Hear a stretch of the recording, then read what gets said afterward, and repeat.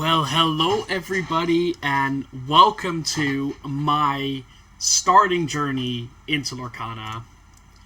I hope everyone is going to have a great day today with some nice music in the background. I have a ton of Lorcana products to open. So, what we're going to be doing today is, first of all, we're going to open the Lorcana playmat, so we can do everything on the Lorcana playmat afterwards. Then I have all the starter decks. I have everything laying right next to me.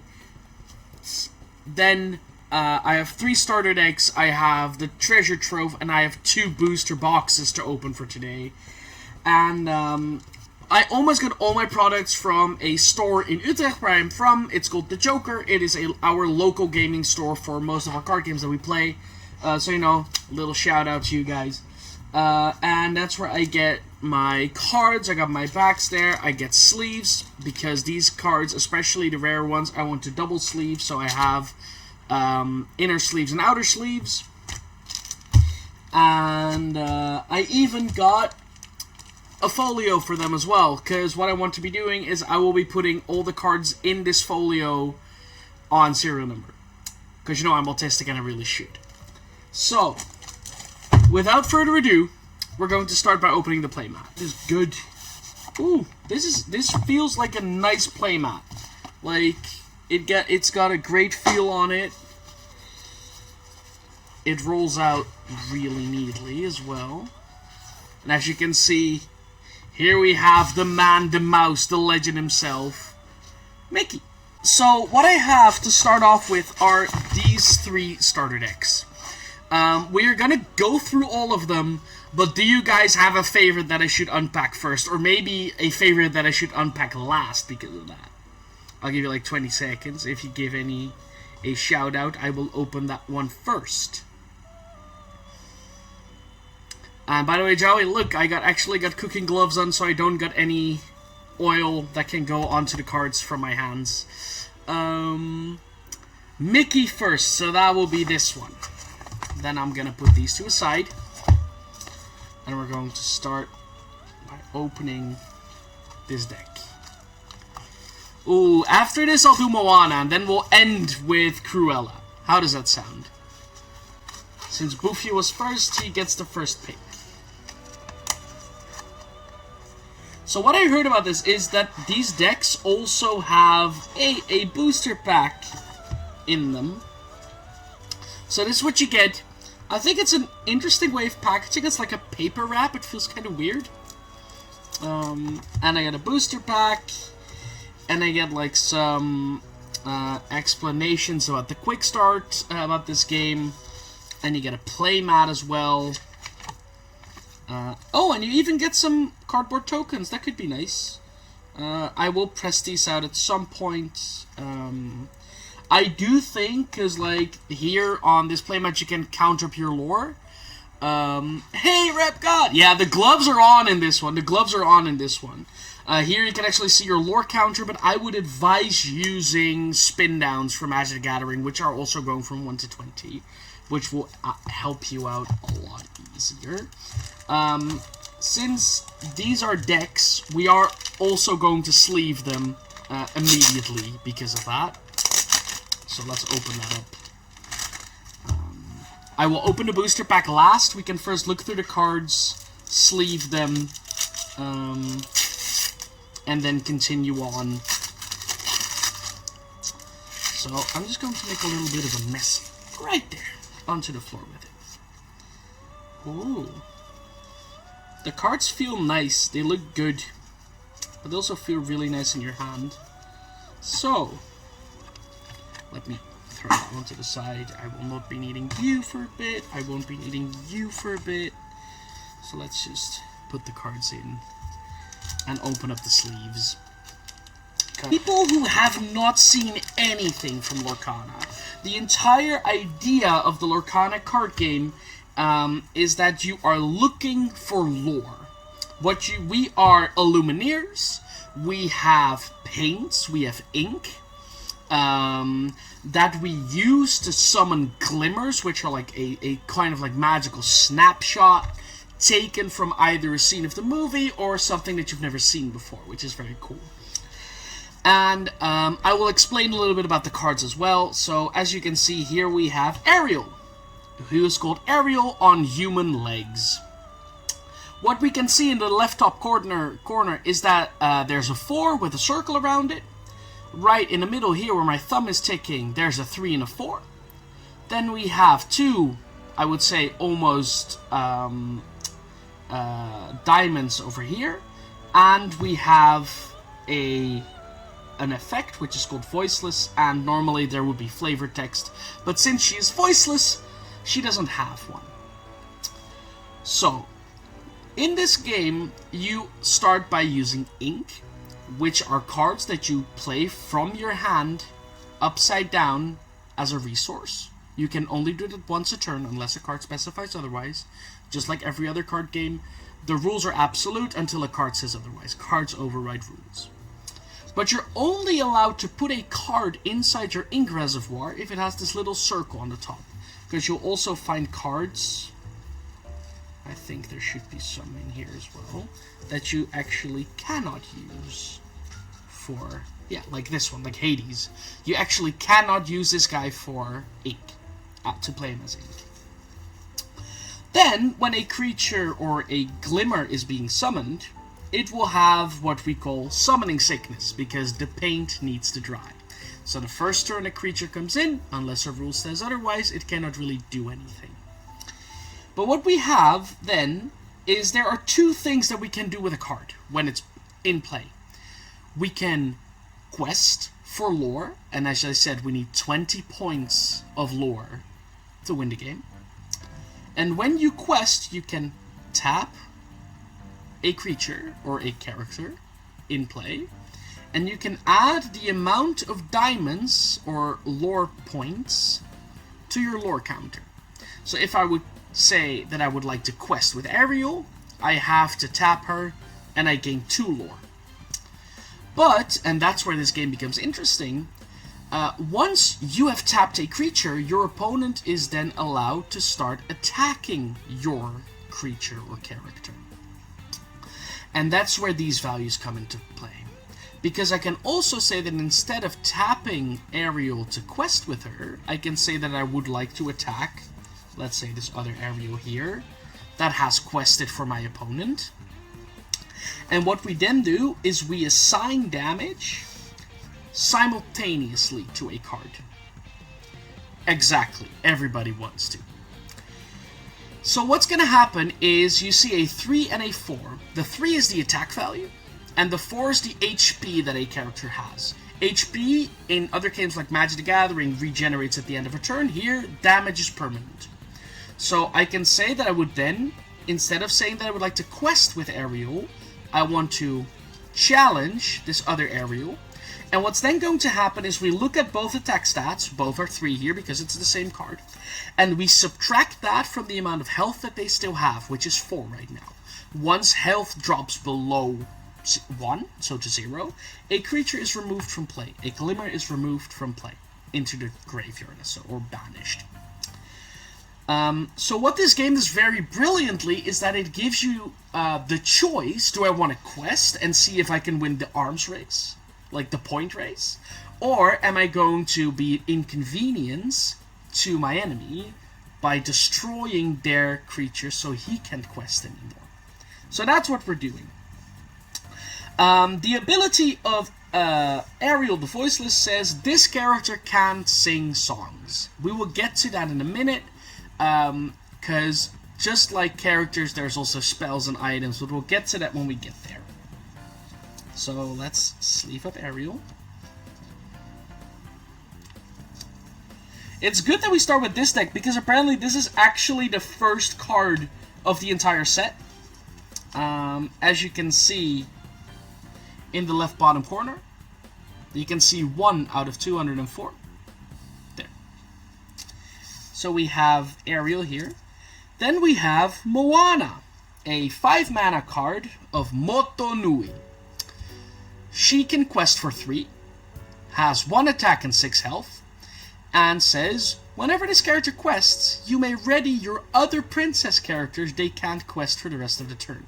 So this is cool. So this could be a princess deck, and then you first quest with all your princesses, then you ready them, and you might even be able to attack. Yes, this is a foil. This is the foil you get from the starter deck, because this is the Moana Mickey starter deck, I believe. I like the foiling, because since it's like pretty readable, except the 6. I don't really like the foiling on the 6, because with a little bit of light, you can actually almost cannot read it without actual light. But you know, that is pretty good though.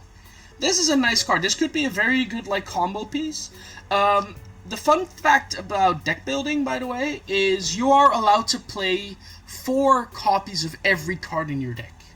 So even what you could do is, because here you can see that Moana of Motunui is a Storyborn hero princess. So every card or glimmer that says princess right there, you can use this ability on. So even if you have multiples of her, you can actually like flip around a little. You can do from here and there. That sounds like a lot of fun. Of course, since this is a starter deck, there probably won't be more Moanas in there, since, you know, they usually want to buy more starter decks, so you can actually get that.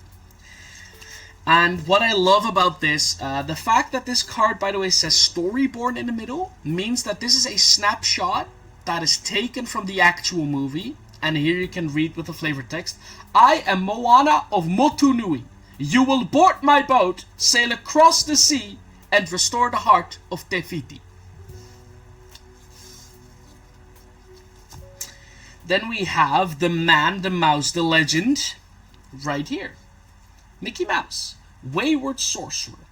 When I, by the way, say that you are allowed to have 4 copies of every card, you are allowed to have more Mickeys, for example, because here you have Mickey Mouse, Wayward Sorcerer, but there's also the Mickey Mouse that shares the art with the playmat right here, and that is seen as an entirely different card.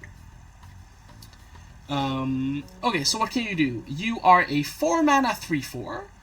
Animate Broom. You pay 1 ink less to play Broom characters, which is amazing. That mana reduction is always really good in a card game.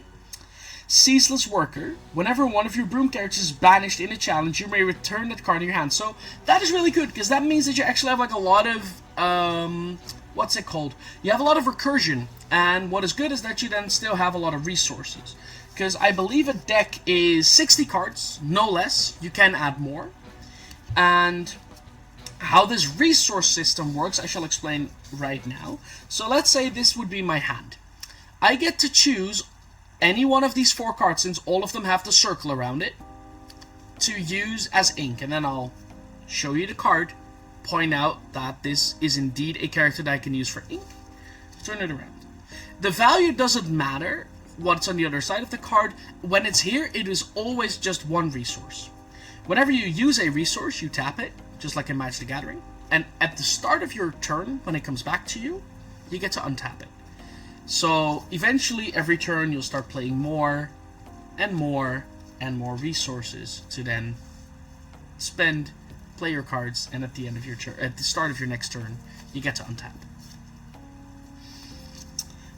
Mickey can quest for 2, and as I said, he can get extra Broom characters. I like the idea, because that's like the Fantasia Mickey, right? Where he learns how to, what's it called? Enchant all the brooms to do the work for him. Then here we have Cinderella. Singer, 5. This character counts as a cost 5 to sing songs. Okay, I'm just going to show you what songs are now, because that might be a good time. Let me see if I can find a song. Ally. Here, so here we have another Mickey, by the way. So I'm allowed to have 4 of these Mickeys and 4 of these Mickeys in the same deck. And it wouldn't count as having too many of the same card, or with the same name. We have Minnie Mouse, we have Stitch. Here.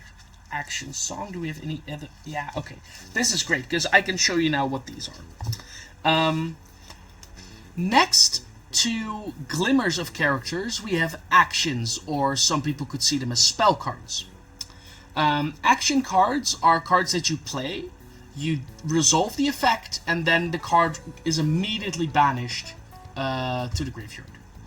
And you have two types of actions. You have Control Your Temper, which is just an action. And we have Be Our Guest, which reads Action Song. And what is really cool about a song is normally, as I said, with resources, you need to tap your resource, but you have a finite number of resources every turn. What a song does is, here you can see this song costs 2 mana.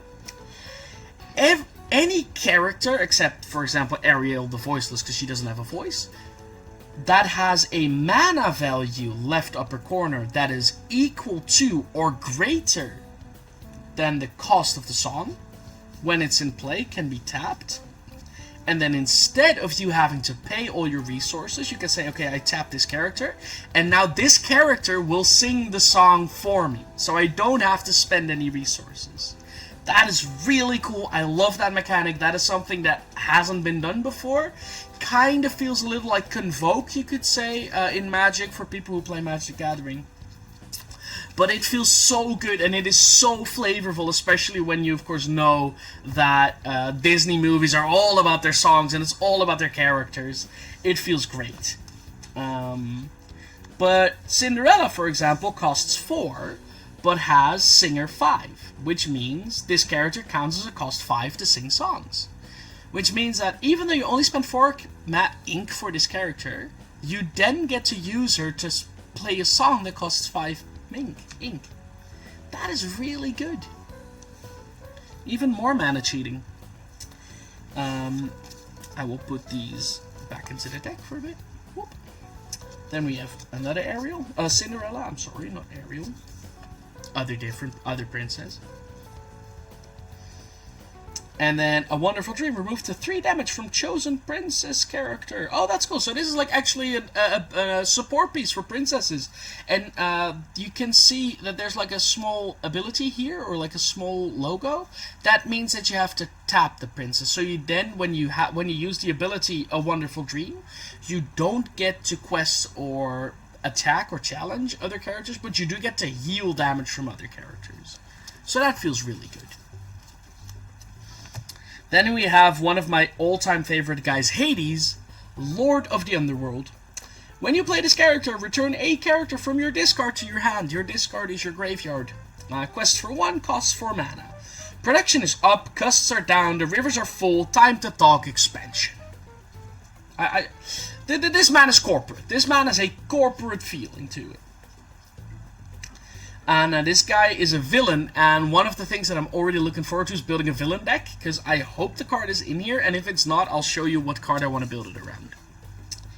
Then we have, Hey Hey, or as I would like to call him, Greedy Pie. Hey Hey is a 1-mana 1/2 support. Whenever this character quests, you may add their attack to chosen character's attack this turn. That feels really good. So even when you can you can already quest on turn 2. So, because you play this on turn 1, tap it to quest, and then you could even add its attack to another character to make it bigger, so you actually get the best of both worlds, which is amazing. Hey Hey probably won't survive as long since it's only got 2 HP, but that's not a problem. Like, it doesn't have to be a problem.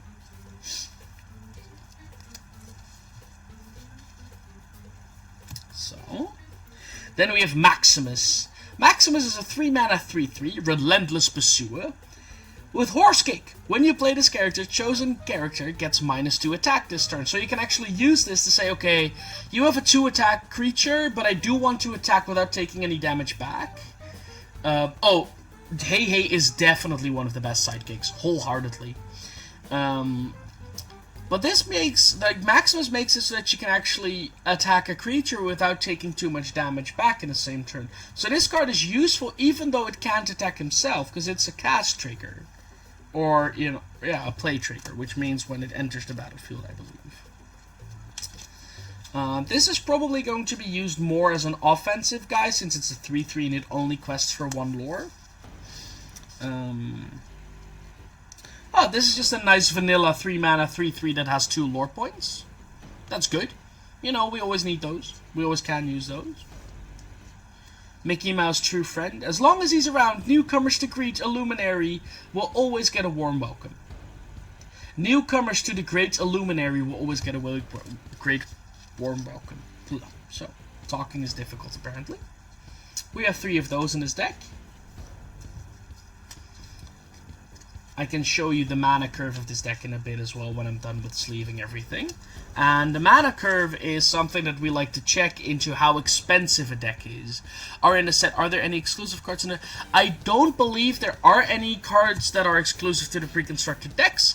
There are 204 cards, different cards in this set, not counting alternate art versions. But there's like 204 unique cards for abilities, attacks, etc. But there are alternate art cards. Here we have Mini, which is a 2-mana 2/3 that can quest for 1. Pretty vanilla, pretty nice, good for the early game. Wherever the princess goes, her musketeers are they're around somewhere probably. I love the flavor text of these cards. It's great.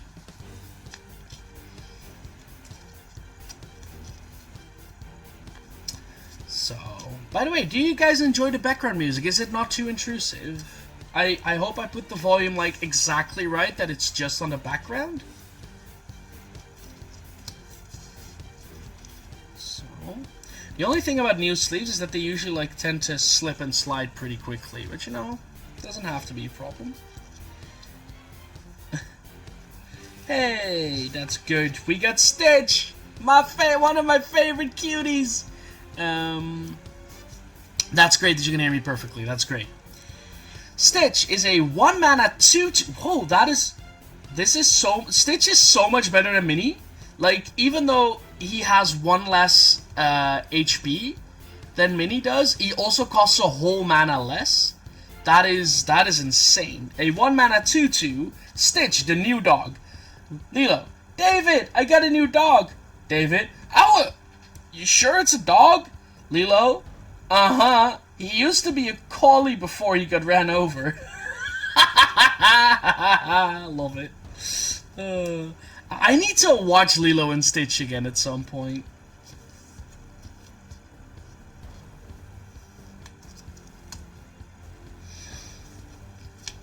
So...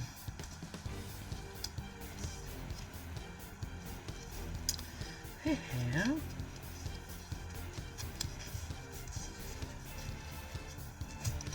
Then we have the song, Be Our Guest. And as I stated previously, songs are spells that you can have other characters sing, to not having to pay their mana cost. Be Our Guest. A character with cost 2 or more, since it costs 2 itself, can sing this song. Look at the top 4 cards of your deck, you reveal a character and put it into your hand. Put the rest on the bottom of your deck in any order. That is so good. That is card filtering. And what that means is that you get to look through a lot of cards, and you get to add something to your hand. So this also replaces itself. That is a really good card, especially for 2 mana.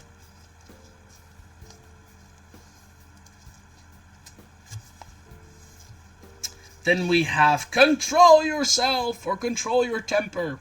Chosen character gets -2 this turn. That feels just good. That is just a good thing. The only thing I believe is that you cannot, like in Magic, you have sorcery speed, which means you get to do things on your own turn. Yeah, exactly, Pi. Card filtering is always good, especially in starter decks, by the way, since not all cards are, like, you know, made equal. But what I was going to say is that in Magic you have sorcery speed, which means you can only do stuff on your turn, or when nothing else is happening. And you have instants, that means you can react to other things, like counter spells in Magic are always instants because it means you want to do something, I can cast a counter spell in response and it doesn't do anything there. I don't believe actions in this game are instant speed. They're, I believe, always sorcery speed, but I have to look that up at some point. Well, then we have Hakuna Matata, which means, you know, not to worry. Remove up to 3 damage from each of your characters, which can be really good. It depends on how much damage is going to be a problem or an issue while you're playing this game. Because 4 mana, like, this could be a very good late game card if you have a lot of characters on the board. But I've seen most of the characters only having 2 or 3 HP, so it might not always be worth it in the long run. But that's what I've seen up until now. It could get really good at some point, of course. Part of your world. Okay, that is a Little Mermaid song. Return a character from your discard to your hand. Graveyard recursion. That is amazing. That feels really good. It feels nice that yellow has so much graveyard recursion, because I believe, like, the Hades card that I want to build the deck around at some point has graveyard recursion in and of itself as well. Okay, this is cool. Right now we have items. And items is the last type of card that we're going to cover that are in the base set. Items are just like characters, that they stay on the field, but you cannot remove them by attacking. And they usually have a thing that they can do. So this is the Dingle Hopper, straightening hair. Tap, remove up to 1 damage from chosen character. So that could be really good. If you have 3 of these on the board, it means you can target 3 creatures to heal damage from, or 3 damage from one, or 2 from one and 1 from the other. That could be really good. The nice thing about items is that they just stay in play. So I haven't seen too much removal yet. So I'm very interested in what it's going to look like, if there is going to be a lot of removal. For people who play Magic, items can be considered as artifacts. Hey, Bouffier! Thank you for joining. See you later. Oh, I always love the feel of, like, new sleeves. It feels really good. Hey, Darligy! It's going really well. I'm just covering some of the starter decks. I'm just covering the first deck, which is the Ruby Amethyst deck. Which is... no, not Ruby Amethyst. It's Amethyst and... Yellow. What is yellow again? Okay, I mean the Moana meets Mickey deck. I am using right now, they are Gamegenic sleeves, and it's a pack from 200. And when I get really good cards, I will also be using precise fits for them. It's not still, it's amber. It's amber. That's the one. It's amber amethyst. That's the one that I'm using, that I'm covering right now. So we have some items already. There's a princess theme going on. We have Stitch, who is the cutest of boys. But I have a lot more incoming. So, oh really? Okay, so what I've seen right now is you have some items. There are some healing synergies. There's like a couple of cards that heal. Because I believe there's one more that heals. It is... Yeah, it's, and Cinderella right now. These are cards that can heal characters. There's some graveyard recursion. How well versed are you in these kind of card games? Because do you maybe need some extra explanation? Because while I'm doing it, might as well. Oh, we have my all-time favorite character in the world, Dr. Facilier, Agent Provocateur. Whoop. He's a steep cost, but 7 mana 4/5 with a great mechanic called Shift, by the way. What Shift means is that if you already have a different Dr. Facilier on the field, you can pay its Shift cost and place it over the other Dr. Facilier to play it. Also, yes, good luck to in the sealed event, man. I hope you win all the prizes, everything. But this is a 7 or 5 mana 4/5 that can quest for 3, which is pretty good. That's a powerhouse. Whenever one of your other cards is banished in a challenge, you may return that card. Oh my god, this means that so much graveyard recursion. This deck can almost not run out of resources, it feels like. Oh, okay, that's a 0/4. Okay, so you, well, while challenging. Okay, so it can be a 2/4, but when it's challenged itself, it doesn't really do anything. I'm not sure. So this is a 2 mana 0/4 with Challenger. While challenging, this character gets +2. That challenging is attacking. Enchanté, a tip of the hat from Dr. Facilier. I think that what this card would be really good at is early game, maybe get some lore in, because he will need to use 2 or 3 characters at once. Yeah, it feels like that. Go wide and swing. That is what this game. That is what this deck makes me feel as well. But it's what I like about this. It's not just aggro. It more feels like mid range because you even have a lot of graveyard recursion. So even when everything dies, you can just get everything back into your hand. But this Dr. Fastlane, you probably either want to use it early game to just use it for its lore, and then afterwards maybe even be able, when it got a lot of damage, just shift it and then turn it into another card. I'm not sure how damage works. I believe that damage is just removed when the other card is on there, but it could be that damage stays on the card, which makes shift a little bit worse than I thought it would be, or think it would be, but, you know, it doesn't have to be a bad thing. Then we have Ursula's helpers, Flotsam and Jetsam.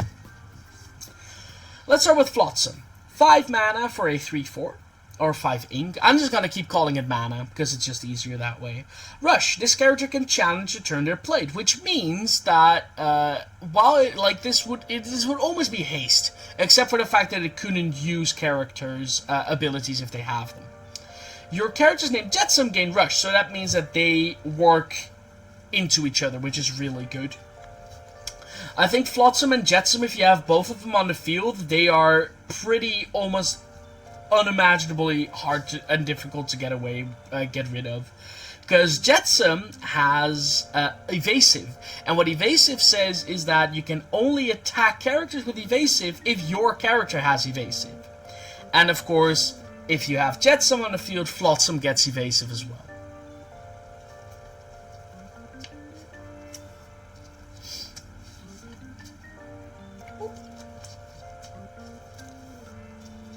Where are you going to pre-release, Durleggy? Are you from the Netherlands, by the way, or are you from somewhere else? Ooh, we have the Brooms coming up in a second. But first we have Jafar, the Wicked Sorcerer. He is a Dreamborn character, which you can see over here. Ah, you're from the US. That's so cool, man. How are the shortages coming up? Because I heard, like, from a lot of my LGSs in the neighborhood that Ravensburger actually it wasn't able to deliver all the products that they said they were going to, so I'm not sure how bad that is in the US. But Jafar is a 4 mana 2/5 with Challenger +3, so while it's challenging, it's actually a 5/5, which is really strong. 4 mana 5/5 is a great stat line. Just one lore you just want to use this to attack with. You don't want to use this to lore to quest with. Oh, that feels great. Like, I also ordered other playmats from my LGS, because I now only have Mickey. Yeah, I mean, that makes sense, man. Like, I was very happy that my LGS had a lot of the booster boxes, but nothing else, so I just bought 4 booster boxes from them, and then I bought all my other stuff at another store. So, you know, I kind of had to split the difference there. But Jafar is a great card to just play as attack. Oh god, 8 booster packs, 1 trove. Poof! That is a limit. I just gotta drink for a little because damn, it's getting hot in here.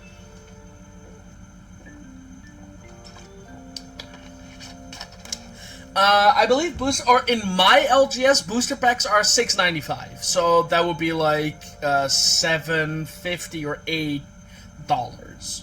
I bought a booster box for 138 euros. And then we have, by the way, like, now we have the Brooms, and the Magic Brooms are bonkers, because, oh, what? That is, damn. Okay, so, this is a 2 mana 2/2, which probably will be a 1 mana 2/2, as, if you have Mickey on the field.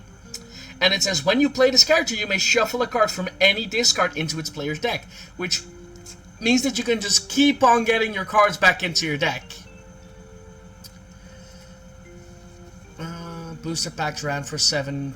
Okay, like, that is a bit more expensive. Like, I believe MSRP was about $6, right? Oh my god, I like the Magic Brooms.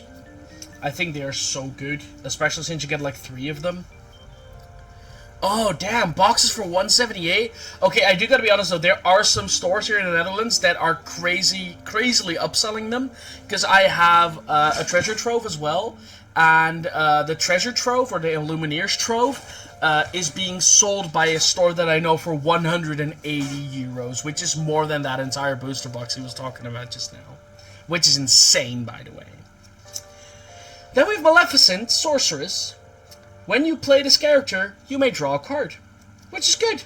Yeah, that's nice. Just, 3 mana, 2/2, not too great, but hey, whenever you get it, it redraws you another card. So, more resources, more better. Then we have Olaf, a 1 mana, 1/3. Oh, that is good for, probably you want to quest with this guy, because he can take, multiple punches. So that's good. Yeah, the troves here are going for 60, 55, 60-ish. So that's fine. I do like that they've added a lot of vanilla cards into the starter deck, so people can just start playing with the basic rules. So, damn, we're already 40 minutes in. Cool, we only went through the first deck. This will be a long evening. I'll probably be streaming until 1 in the morning with this raid. Oh, damn! He got an enchanted? Woo-wee! That's good. That is good. Okay, so here we have Pascal. It's a 1 mana 1/1 camouflage. While you have another character in play, this character gains evasive. Oh, that is good. So you can just, as a 1 mana 1/1, well, it's it's fine. But it can get evasive, so that's good.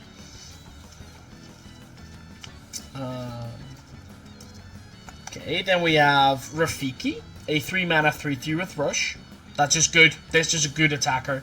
What I always think of, especially in these kind of card games, what I look at, and that's how I also used to look at Magic cards, their stat line should be usually, if it's equivalent to the mana cost, then it's okay. When it has upside, like Rush or anything like that, it already becomes a lot better. So having 3 of these chonkers, that is good for early game removal. If your opponent thinks that he can get you, nah fam. Your characters are just gone. After this thing, we are also going to open the first pack. I don't know what packs look like on the inside. I don't know what the rarities... I know what the rarities look like. I don't know how they are put into the deck. I believe there are 2 rare slots, but I'm not entirely sure about that. Okay, so this is the last card that we only have 1 of. Okay, this is Sven, official ice deliverer. He's a, what's it called? A vanilla 5/7 for 6 mana, which translates to a 6/6, which is decent. It is okay. This is just a nice beef stick. It's a beefy hitter. That's it. Probably not really too interesting for anything else. If you are enjoying yourself, by the way, I am planning on making a lot more Lorcana content for deck techs that aren't meta. I already heard that there's an established meta, but I want to build decks from my own experiences. I have been playing TCG since I was 10. I'm 26 now. I think I've already played over 15 different TCGs, so I do have a lot of experience playing TCGs. So yeah, I hope that you guys are interested to join me on this journey through Lorcana. Okay, I see the wardrobe, a 3 mana 3/4. That's great. That is a good stat line. That is just a good stat line. Probably don't want to quest too much with this one. Just want to hit. And if you have if they don't have anything to hit with anymore, you just start questing. It's easy. Then we have Yzma, the Alchemist. Yzma is a 2 mana 2/2. Okay. Whenever this character quests, look at the top card of your deck. Put it. Oh, nice mana filtering, card filtering, and it's a 2 mana 2/2. This card's good. Not broken, but definitely good. Because you just want to quest with this, start filtering cards that you do or don't need. That's going to be great. And then we have He's Got Friends on the Other Side, which will be the last card of this deck, which can be sung for 3 mana, or 3 ink, or by a character that has 3 or more mana. Draw 2 cards, so a 3 mana, draw 2, that is just, that is just good. That is just a good card. Especially if you can get a character to sing it for you. which I believe there are quite a lot of characters to sing them. So let's look a little at the mana curve of this deck. So I've seen a lot of 3-drops. I am not sure how the mana curve is going to add up for most of these games, for most of these decks. So let's just put them all on a pile of the mana cost that they are. 6, 3, 1, 3, some 2s, 4s and 5s. It looks like this deck has a very early focused curve that just gives you some extra heavy hitters when you're getting into the late game. 2, even more 1s, more 2s, some 3s. So as you can see, I'm going to lay out the curve a little so people can actually see what I'm talking about. That's 5, 6, 7. So for this deck, we have, first of all, a lot of 1-drops that you can already see. It has a lot of 2-drops and a lot of 3-drops as well. More 1-drops than 2-drops already, I can see.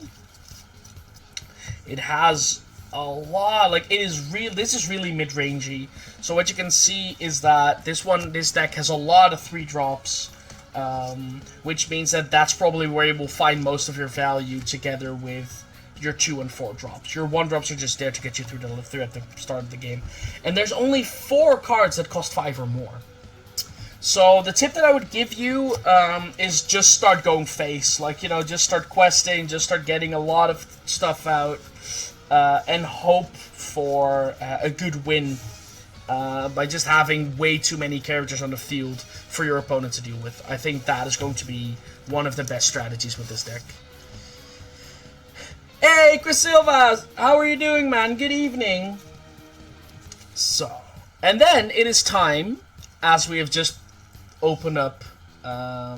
Thank you for the follow, man. Thank you so much. We're going to start with opening the first pack that I will have ever opened. And this was the pack that is inside of the booster of the starter deck. Let's see, where can I... There we go. Open them on top. Okay. Open them nice and neatly. Let's see what this pack looks like. So we start with the Maleficent. Oh, nice. Did you like it?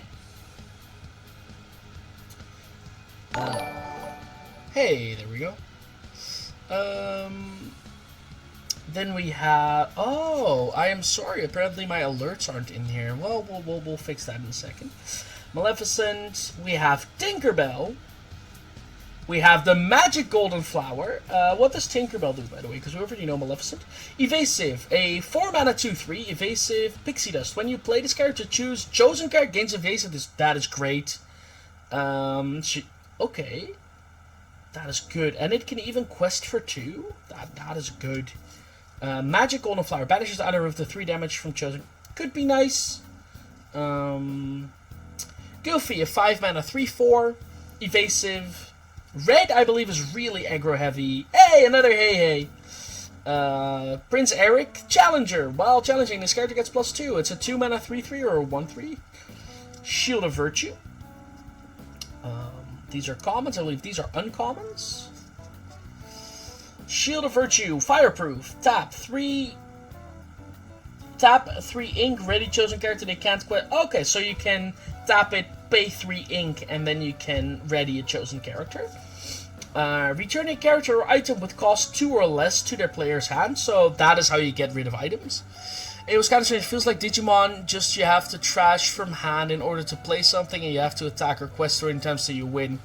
Yeah, I can get it. Like, what I like about this game is that it gives you kind of like the Keyforge experience, where you're like, do I attack your character so you can get fragments, or am I getting lore because I think I can win this race? And I love the mechanic of songs. I think songs are one of the most interesting mechanics I've seen in a while, since they make it like you're kind of mana cheating, and I love mana cheating. Mother knows best, because of course she does. A character with cost 3 or more can sing a song. Return chosen character to their player's hand. Okay, so you're just removing a character. Magic Mirror, 4, tap, and... Oh, whew. I mean, if you don't have... If you got, like, mana left, I think... yeah, definitely. Friends on the Other Side is a great card, wholeheartedly. I'm not sure if I like Magic Mirror. It is, like, if you got 4 mana to spare, I guess... But 4 mana to draw 1 card, or 6 mana even to draw 1 card, that is not good. That is not really good. And I hope I'm wrong. Don't get me wrong. Oh, let me sleeve that, by the way, since that is going to be a rare. And from rare and up, we are going to sleeve our cards. Double-sided, even. Whoop. So...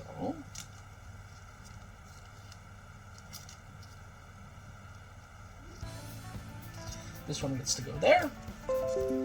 And then this one gets to go there. Double sleeved. Then we have Stitch. Ooh! Ooh, and I get a nice foil. Stitch. He's a 6 mana 4/6 with 3... Okay, that is just a beat stick. That has a lot of lore, by the way. That's good. His destructive program is taking effect. He will be irresistibly drawn to large cities, where he will back up sewers, reverse street signs, and steal everyone's left shoe. That feels great. Oh, yeah. Well, I mean, like, hey, as long as you're enjoying yourself, right? It doesn't matter if you're gonna go in deep or not. Like, I went in, like, $700 deep, so, you know. For me, there's already not really a way to go back, I'm afraid.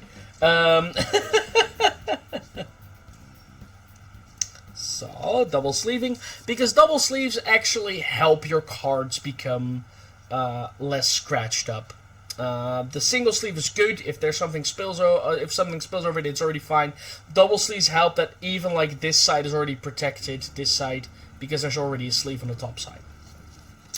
And then we have our first foil, which is Belle, strange but special. During your turn, you may put an additional card from your hand to your ink while face down, which is absolutely bonkers. Yeah, I'm thinking of, right now, I'm thinking of building a a villain deck that has a lot of ramp in it, because I want to play Hades that costs 8 mana. I just want to ramp like a motherfucker, and then just win by playing Hades. Whoop, let me sleeve that upside down as well. And then this one. Let me put it right in. There we are. So, that is the first deck, and there's a puzzle piece, apparently. Oh. Apparently this is like an art card where you can make, yeah, I'm going deep in it as well, man. Like, oh, I already love Lorcana. I'm gonna put all the chaff on the side. I will be putting all of this in a nice binder that I would advise every one of you to do as well. And I'm gonna put it on serial number because I'm autistic and I really need that in my life. So, let me put the rares and foils like on top. And what we're now going to do, before we're going to go to the next deck, if you sell some purple Mickey Mouse cards, let me know. Will do, man, I will do.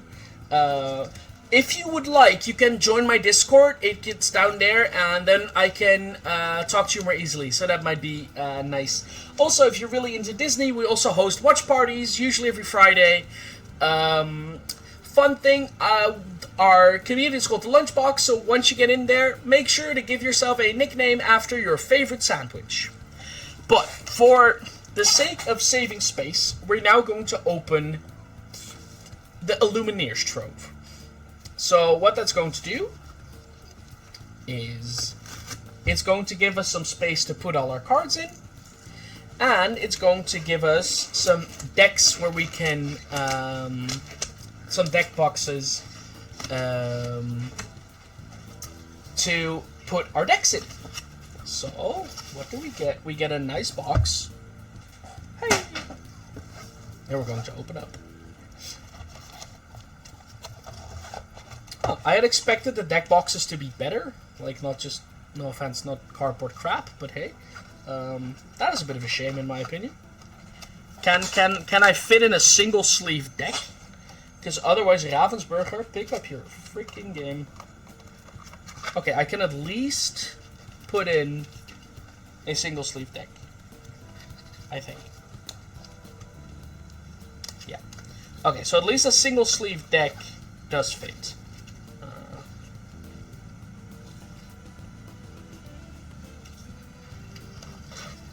So, I'm going to put the first deck away. So we actually have some space again. And what we can then do is... holy shit, this is a big booklet. Oh, nice! It actually has like a book where you can find out what cards you're still missing. That is great. So you can just take this with you instead of like having to put your binder in your bag if you just want to trade something. We have some tokens. We have another deck box which we're going to use on the second deck that we're going to pull. And we have 8 packs.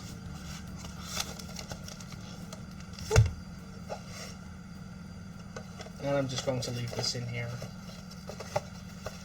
So we can add our rares on the left side and our chaff on the right side. And I'll just be putting that over here on the side. Yeah, kind of. It is. I think the Pokemon Elite Trainer boxes are better since they also come with dice and usually sleeves, and I think that makes them a little better at least. But what we're gonna do now is we're gonna be cracking a couple of packs because this is 8 packs, and after these 8 packs, we will then be opening the 2 remaining starter decks, and. Oh, you can find... I don't think that is working yet, the Discord command. Yeah, exactly. Hey, follow the MTG. It's basically an MTG bundle with extra goodies. Thank you so much for joining us today.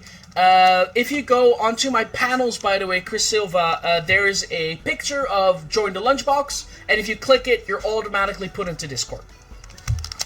I do really like this, by the way, the player's guide together with that you can strip down like how many you have. Love that to bits. My autistic heart is crying with joy. So, but after we'll have opened these 8 booster packs, we then start with the next what's it called? Then we're going to start with the next 2 decks, and then we still have 2 booster boxes to open. So, if you just want to see me cracking packs the entire evening, you can. Let's start with our first pack from the trove. Oh, thank you so much for joining the Discord. I hope you have fun, and if you, as I said, if you like watch parties, let's come on over. So now if people follow or subscribe or whatever, we can actually see what is going on, and you can actually get the right alerts, because I love myself a Munchlax, so all my alerts are usually after Munchlax. So as you could see, it would look like this. Oh god, it's a Munchlax! Hey, you just encountered a Munchlax. I hope you're having fun with that. Okay. So we start off with Elsa, Ice Surfer. That's no Blizzard. Whenever you play a character named Anna, ready this character can't quest for the rest of this turn. Well, I mean, you can hit a couple of times then. That might seem like a good thing. Oh, yes! Oh my god, I am so on that. Oh, love it. Also, the reason why I love Dr. Facilier so much is because I have a Funko of him. He is really good.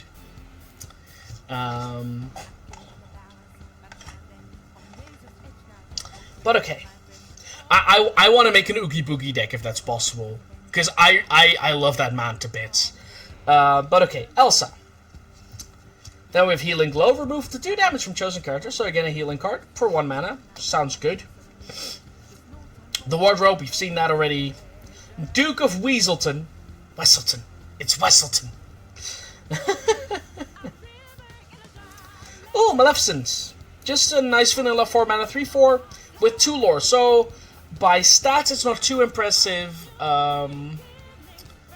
Oh, yes. Wrecked Ralph deck would be the oh, yeah. Wrecked Ralph would... I'm already looking forward to the second set, by the way. Oh, Captain Hook. I like Captain Hook. He's a good duelist. Coconut Basket. Consider the coconut. Whenever you play a character, you remove up to 2 damage from chosen. Oh, that is good. So that is recurring healing. Like, that is so much better. Why isn't this in yellow? Like, I thought Amber was supposed to be healing. Prince Philip, Heroism. When this character challenges and is banished, you may banish a challenged character. Oh, that is good. Like, this just means Death Rattle if you... this kind of just has poisonous on it.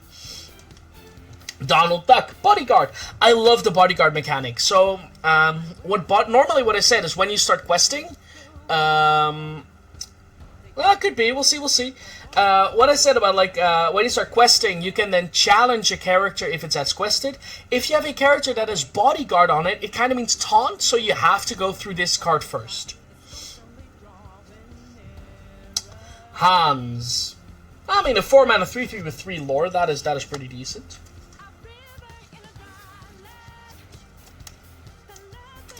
I'm afraid it's not a legendary. It looks just like one of the art cards. I am double sleeving, by the way, from rare and up. And otherwise, I'll be sleeving it normally, but I'll be doing that once we're done.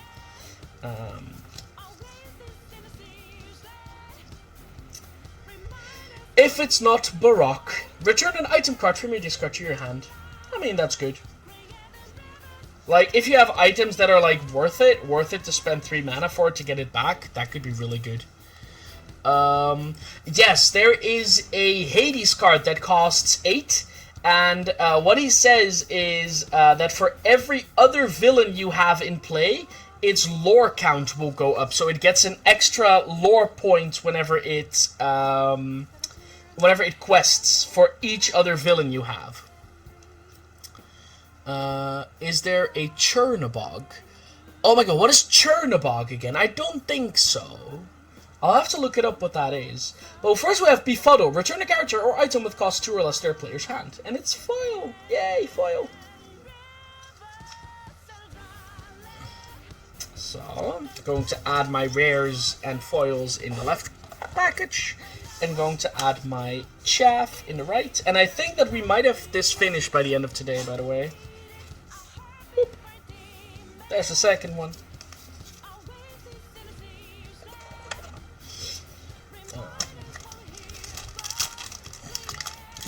Oh, I don't think I've ever seen Fantasia. Like, I know bits and pieces of it, but when it came out and I was a child, I was just never too, I couldn't sit still. Yeah, same here, man. Same here. But, you know, it happens. It's not a bad thing. Whoop. Let's go for the next pack. We have Aladdin. Improvise. Whenever you play this character, each opponent loses. So, when it says each opponent, does that mean that there will be a multiplayer format? That could be really cool. Yeah, definitely. We'll add it to the watch party. That's fine. So, let me put those there. And the pack's over here. Okay, so we have another mini. Cool. Hey, another Jetsam. That is good, because we need more Jetsams. Horus. A 3-mana 4/3 with lore count 1. Hey, work together. 1 mana. Chosen character gains support this turn. Whenever they quest, you may add their attack to another character's attack this turn. That is really good. Simba.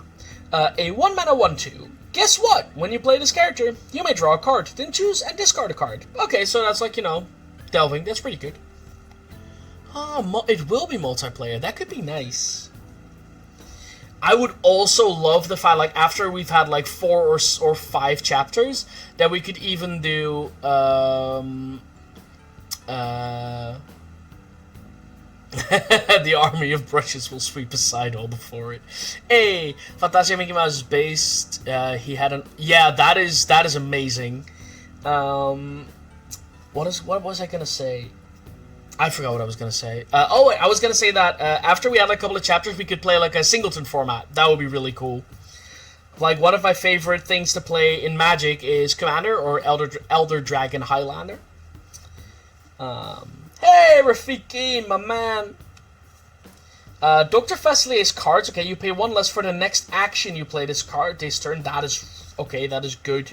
That is just good, because that's mana cheating. Like, that just needs to stay around for 2 or 3 turns, and you have all the mana out of it again. So that's really good.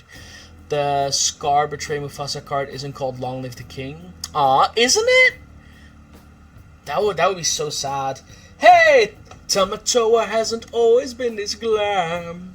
What have we here? When you play this character, and whenever he quests, you may return an item card from your deck pile to your hand.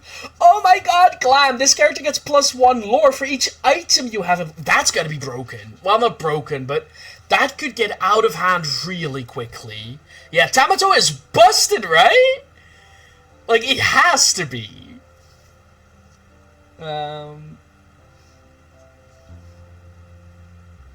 Okay.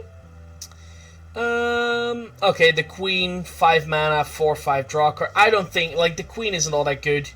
And Peter Pan, evasive. Only character with evasive for 3 mana. Hey, we got the 3rd one. So, let's put these 3 in sleeves again. By the way, I hope you guys are having fun. Like, I really hope that I'm being a good host here. You can find all of this, by the way, if you think that you missed something or you want to look back at it at some point because you think my voice is nice and you want to have something in the back as a podcast. I will be posting this to a YouTube channel, which I will be adding to this channel later as going on. Thank you so much, Chris Sylvie. Like, I've been waiting for Lorcana to come out for, like, the moment I heard it was gonna be a thing, oh my god, I just needed it. Like, I needed all of it. And something that I want to do right now is I'm gonna start up a YouTube channel covering a lot of Lorcana as well. Because right now I'm studying to become an English teacher. I am Dutch, Oh, nice! Hey, Kill Slugs, how you doing? What I plan, like, as I say, like, I'm a student now to become an English teacher, but my dream, like, my really long-lived dream would be to be a presenter on TV, and that would be, like, the best job I could ever get. That would be amazing. So, but how's your evening, Kill Slugs? Oh, can I just say that I love the sound of, like, a pack ripping open? It's... Ooh, we have Pongo. Pongo is a really good card. Like, the 4 mana, it's just quest for 2 and he's evasive. That is so good. That is, like, one of the better actions you can do. After a good stroll at the beach. Nice! That sounds good! Were you there with someone? Or, you know, or, like, with someone special? We have another hey. Ooh, 2 mana exert. Oh, this is good. Freeze is good. That is a good card. Oh, you can't really attack me. And now you can because F you. Stolen Scimitar. Tap. Chosen character gets +1 attack this turn. If a character named Aladdin is chosen, he gets +2 instead. Yeah, Ice Wall, like, oh. Yeah. These cards have a good smell as well. Don't clip that. Dave's smelling cards now. Develop your brain. Oh, this is also really good. Like, at some point, there's like this video of one of the developers of the game playing this game together with like a content creator, and he put this card in his freaking mana pool, like in his inkwell. Like, come on, guys, like, why would you ever put this in your inkwell? This is card filtering for 1 mana. You do not put this in your inkwell. Fire the cannons! Action. Deal 2 damage to chosen character for 1 mana. Aurora, Regal Princess. This is a card that's also in one of the starter decks. You filthy card sniffer. And Ryan Miller was like, Okay, yeah, exactly. It was just like, I wouldn't have done that if I were you, and then he tells her like, yeah, it's a joke, but no, you really just should not have done that. Ariel, on human legs. Voiceless, this character can sing songs. Wish you luck, man. Hope you maybe come back tonight. Also, Inside would be a cool deck. That would be really nice. Kronk. Kronk, I do like that they just made him a beat stick. Kronk is just a 6'6" beat stick. He's beefy boy. Ooh, White Rabbit's pocket watch. I'm late. Tap and add 1 ink. Chosen character gains rush this. What? Chosen character gains rush? That is good. Of course people want a Cars deck. Of course people want a Cars deck. Ooh, isn't this a legendary? Like Maleficent? I'm not sure. Or is this like a super rare or something? Also, Dragonfire. When you play this card, you read Banish Chosen Character in 9 mana 7/5. That is a big investment. Poof. Poof. Hey, another Mickey! Foil! Yeah! Another Mickey! Hey. Oh, not the final card. Okay, let me add these 3 to the pool again. Whoop. So.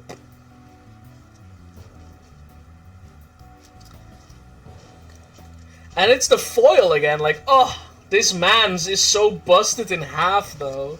The fact that he does mana reduction, and is a 4 mana 3/4 that quests for 2, and gives you back your brooms, like, that card is based. Oh!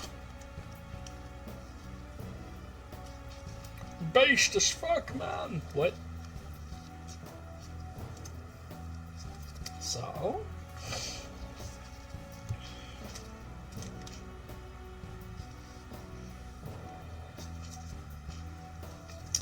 let me add more cards to the pile. I want to play his... let's go... yeah, his deck seems so good. But you're going to play that tonight, right? Like, what time is it at your place now anyways? Because there's like a -8, I believe, from what I have here. So it should be around 1 o'clock. I haven't played this game at all yet, to be honest. I just got... oh, you're in Germany now. Oh. So, when does your tournament start?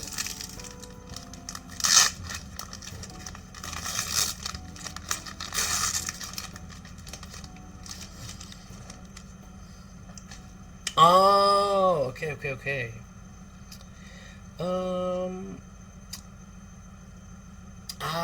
Right. Then it was maybe someone else that... oh, yeah, it was, Derlegi that is going to do the event. Sorry about that. We have Abu. Look at his mischievous little face. Like, his mischievous little face. Love it. Love it to bits. He's just a 3 mana 3/2 with lore 2. Okay. Boomba! A 4 mana 3/5 with lore 1. It's okay. Like, it's a 4 mana 4/4, which is decent. Maleficent is just good. Card. Replenishing yourself, that is always good. Right. Yeah, mine is a 4. Yeah, but yeah, nice. Like, can you explain to me why it was strange? I'm very interested. We have another Peter Pan, by the way. Hey, Philoctetes, Trainer of Heroes. A 2 mana 3/1 with support whenever it's... oh, that is good. This is probably just going to be a one-time use, but being able to quest, and then going for like the extra 3 power, that is great. Break. Banish chosen item.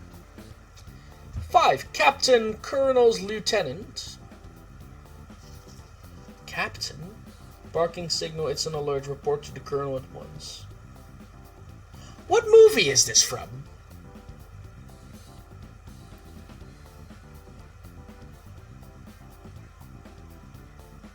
Oh, because of the grind. Yeah, I was never sure whatever my... yeah, okay, I can get that. Like, that is just something you need to get going.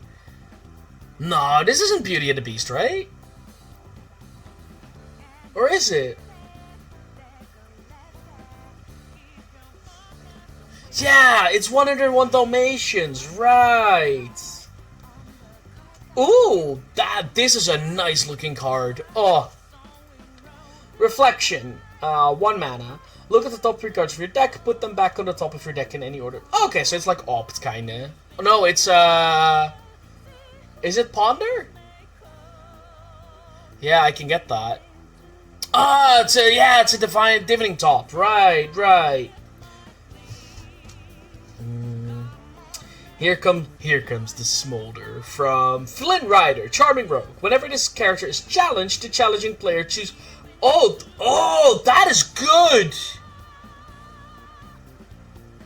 Oh, it's fine, man. Like, dude, I can't spell for shit, and I'm supposed to be an English teacher, so student to become an English teacher, blah blah blah blah. But this card is good, Flynn Rider.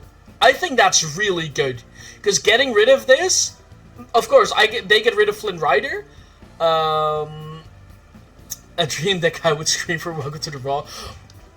Fair. Uninkables that I want to play, Ooh, Captain Hook. Rush. A 7-mana 5/5. While this character is exerted, opposing characters with evasive gain reckless. They can't quest and must Nice!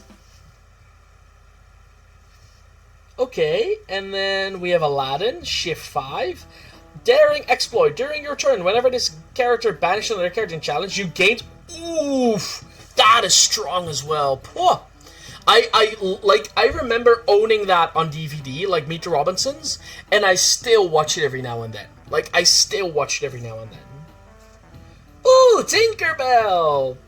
Tiny Tactician. Draw a card. Hey! I also got the last piece, by the way. Haha! So we got 1 complete set. That's good. Draw a card, then choose and discard a card, which is, nice. A 3-mana 2/4 that can give you some card filtering. D and D. And this is Chaff.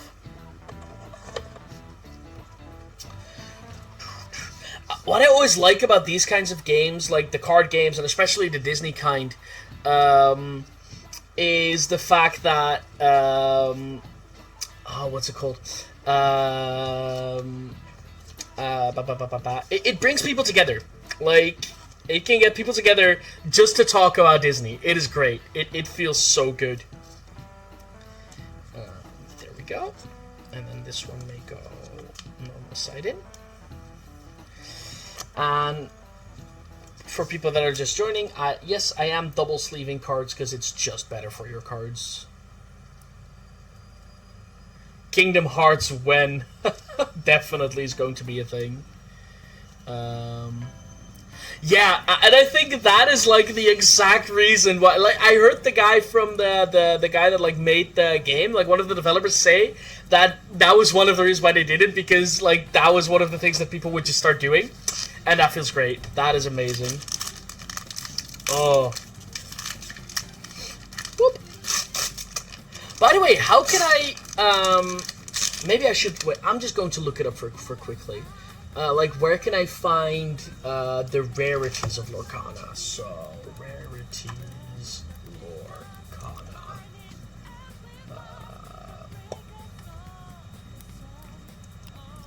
Let me see. Card rarity. Can I get, like, an overview? Okay, common, uncommon, rare, super rare. Okay, so I actually did get a legendary. Yes, it is Persona 5 music in the background. Because it is music that you can use without it being copyrighted, and Persona 5 is one of my all-time favorite games ever! Sorry. That was a little, maybe too quickly. Elemental? Well, like, what do you mean with Elemental, Chris Silva, sorry.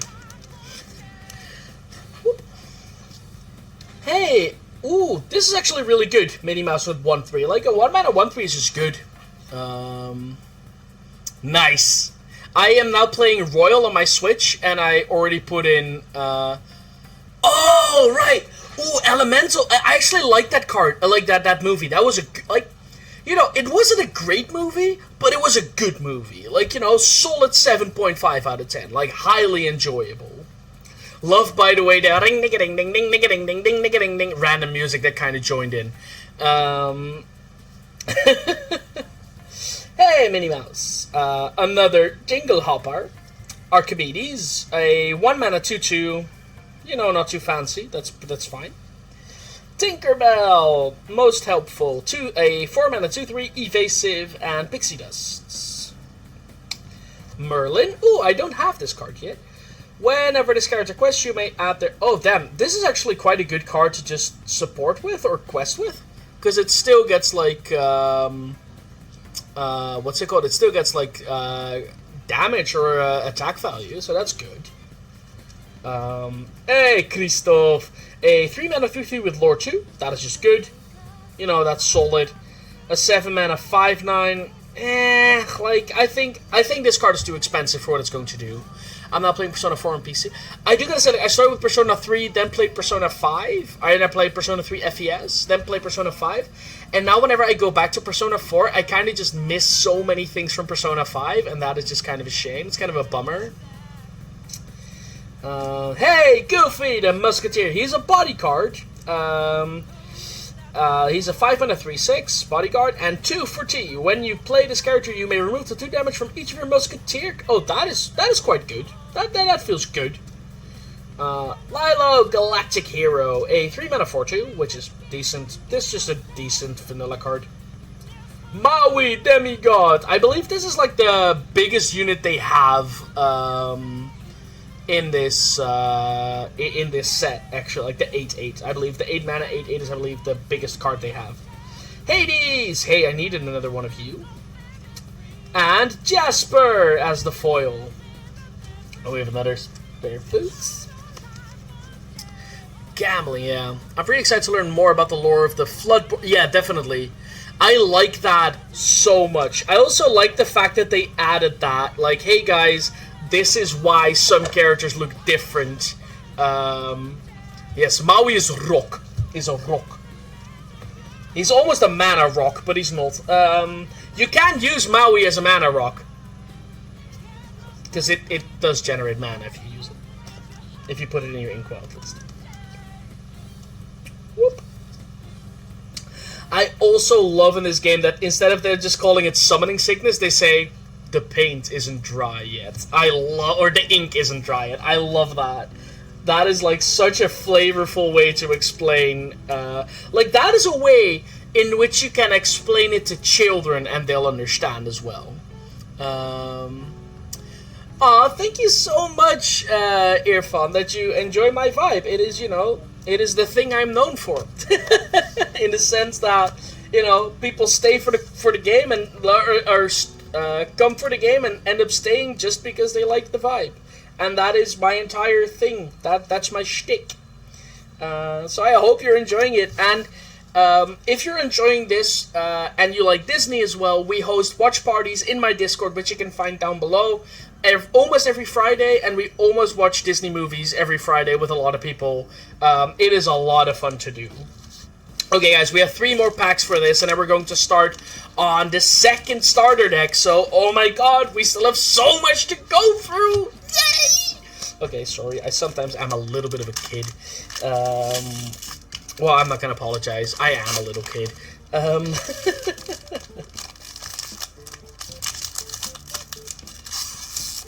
Come on. Open up.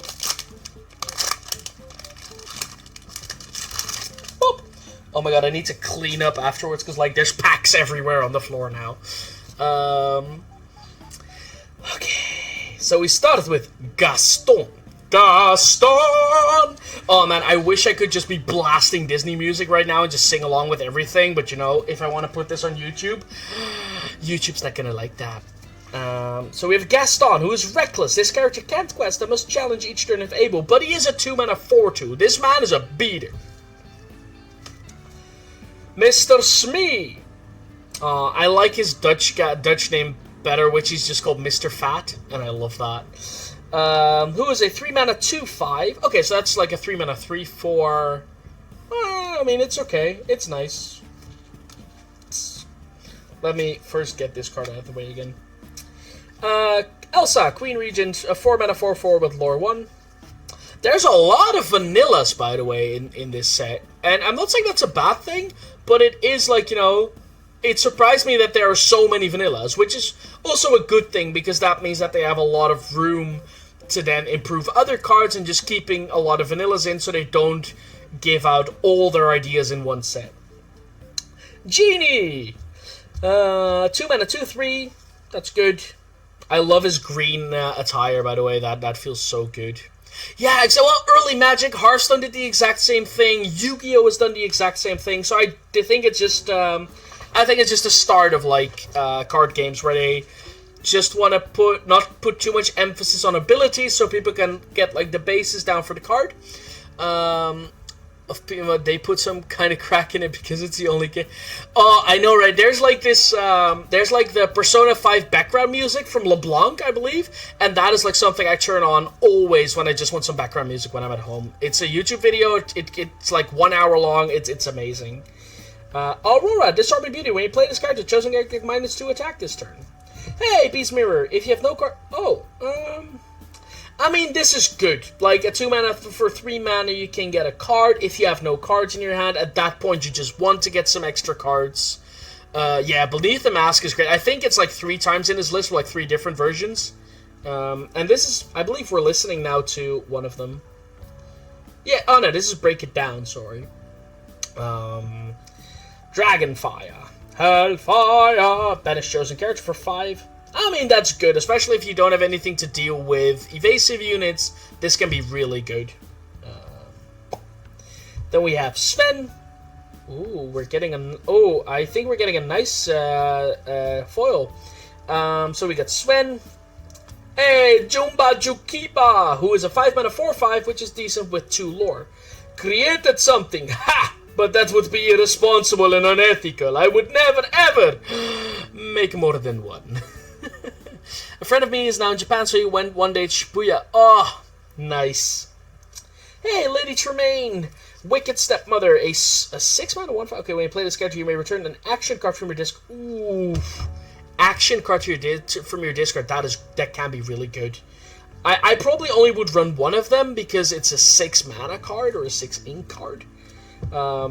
Hey, Aurora, Floodborn, Hero Princess, Shift 3, so we can put it over another Aurora. Your other characters gain Ward. Opponents can choose them except a challenge. Oh, so it's like Spell Shield. Hey, it's your boy, Dr. Facilier, Agent Provocateur. Love it. Got him as a foil. Oh god, no, I am not gonna do Donald, because I suck at doing Donald Duck voices. For people that want to know, I am playing Disney's Illusion Island, and I have started doing voiceovers for characters, and my Donald Ducks kinda sounds like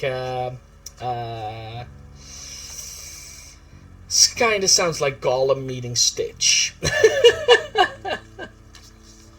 Which the Greedy Pie absolutely loves. Ooh, Pocahontas, okay.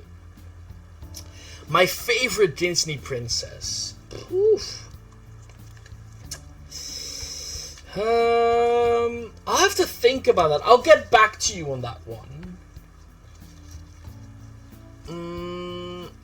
I am not sure if she could be counted as a princess, but I really love Mirabel from Encanto. By the way, that sounded a lot more Spanish than I wanted it to be, but I am half Spanish, so sometimes that kind of just slipped out. Even the metros. That is amazing. That is amazing that they did that for Persona. Love it. But I think it would be like Mirabel from Encanto. Or is there any other one that I'd love as a Disney princess?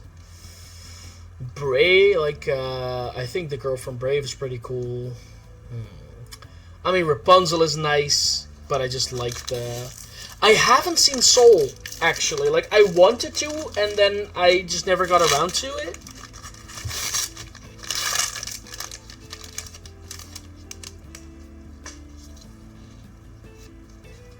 Hey, getting another one of those. Okay, so we're starting over with Sergeant Tips, another 1 mana 2/2 with 1 more. Another Stitch, 1 mana 2/2 with 1 more. Yzma, a 2 mana 2/2. Oh, this right, this gets the card filtering going again. A character, okay, Sudden Chill. I don't know that song. Each opponent chooses and discards a card. That's gonna be good for multiplayer, but less good in single player, I think. Donald Duck! Rock smarter, not harder. Okay, there you go, Pi. I give you 1. Ward. Opponents can choose this character except the challenge. A 5-mana 4/3 with Ward 2.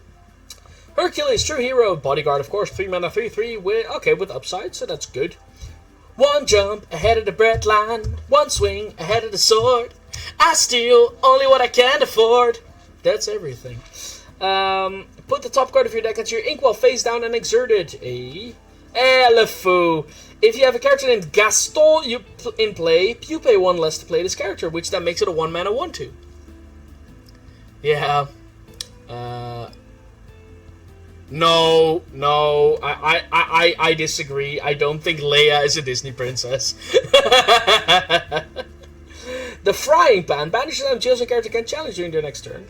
Ooh, this is a good... I like this art. Oh, there we go. I like this art a lot. No, we don't want more Dolan.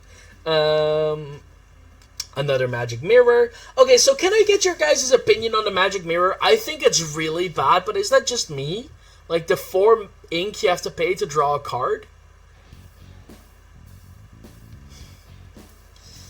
And, hey, Mickey Mouse! Nice. Dreamborn Detective.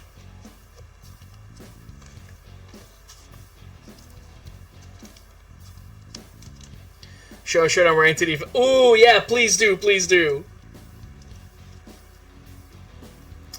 Thank you so much, man. Hey, if you do want to see what I ended up pulling, be sure to go to the Discord, and I'll post a video down there as well. And I hope to see you guys back soon when I'm making more Lorcana content, okay? Have a good evening, at least.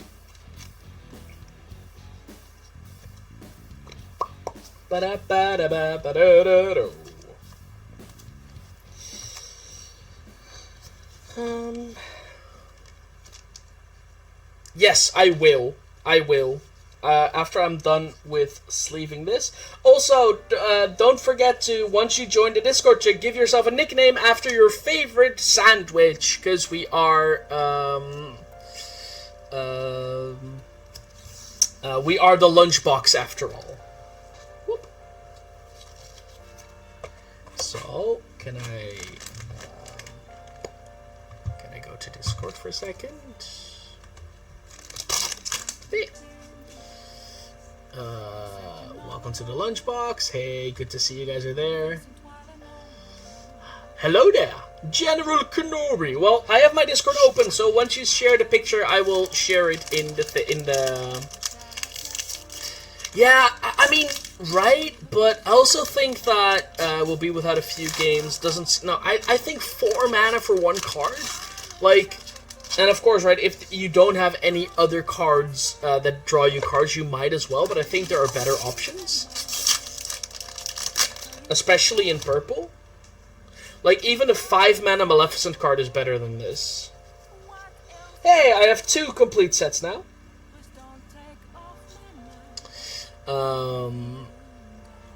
So, we have Peter Pan, a 3-mana 3/2. I think his face here looks a little cursed. Rush. Hey, another Simba. Protective Cub. A 2-mana 2/3 with Bodyguard. That is good. That is just decent. Challenger, the Jafar. Prince Ali, fabulous he, Ali Ababwa. Ward. Opponents can choose this character except the challenge. A 2-mana 2/2. Jasmine, disguised. Oh, 3-mana. Okay, Lore 2. Lore 2 makes it a lot better than some other things I've seen. Beast Mirror we've had. Shield of Virtue we've had. Befuddle we've had. Mother Knows Best. Mother Knows Best. Ooh, another part of your world. Another Genie. And Tinkerbell, Peter Pan's ally. Evasive. Only characters with evasive can challenge this character loyal and devoted. Your character's name Peter Pan, gain challenger +1. Huh, that's good. Especially if you have multiples of these. Although it is difficult to get multiples since she does cost 5 mana.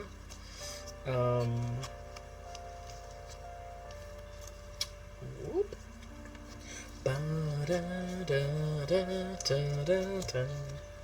I love this music so much. It's so nice to just have it on in the background.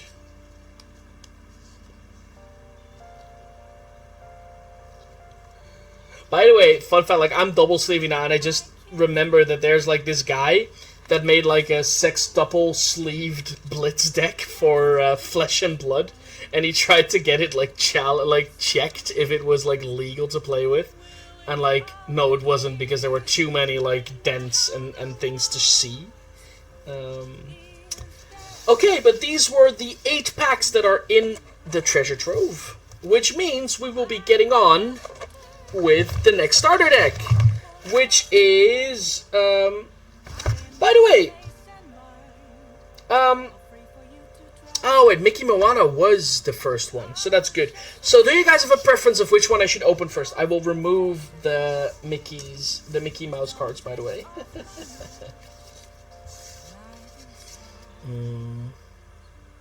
Overkill on Overkill on sleeves, definitely. But are there, like, decks that we should like? Which one should we open first?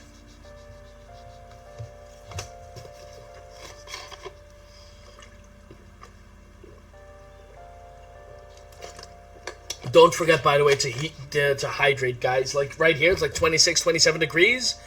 It is absolutely bonkers, so please make sure to hydrate. I think I'm just gonna start with this one, with the Sapphire Steel deck. So let's get it on our way. So again, what you'll find here are a booster pack, the deck itself. The deck is a bit shy. So this deck is Aurora Simba, and I'm interested. Whoop. So the playmat and the booklet all can go to the side for now. Hey, post it in lunch hour. Oh, nice. Okay, I love that. Okay, let me just pull it up for a second. So, for people that are interested, this is what my man is looking like. Love the shirt, dude. Think it's gonna look amazing. Hope you're having a lot of fun there. And I wish you the best of luck in the game. First opening the deck. I'm not sure about this wrapper, by the way. It's I don't know why to put it in plastic. You could have just added it in, like, the or in paper. You could have just put it in plastic wrap, but you know, you do you, Disney. You do you, or Ravensburger.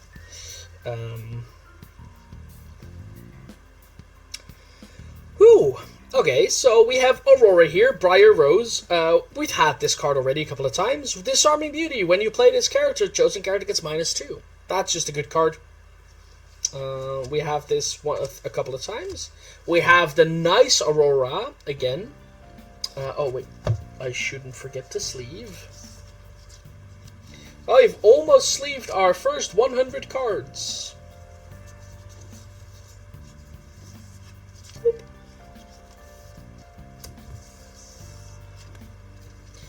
It's funny because I've been sleeving cards so long now that whenever I'm, like, at a friend's place and they get, like, a new glass cabinet, that would be funny.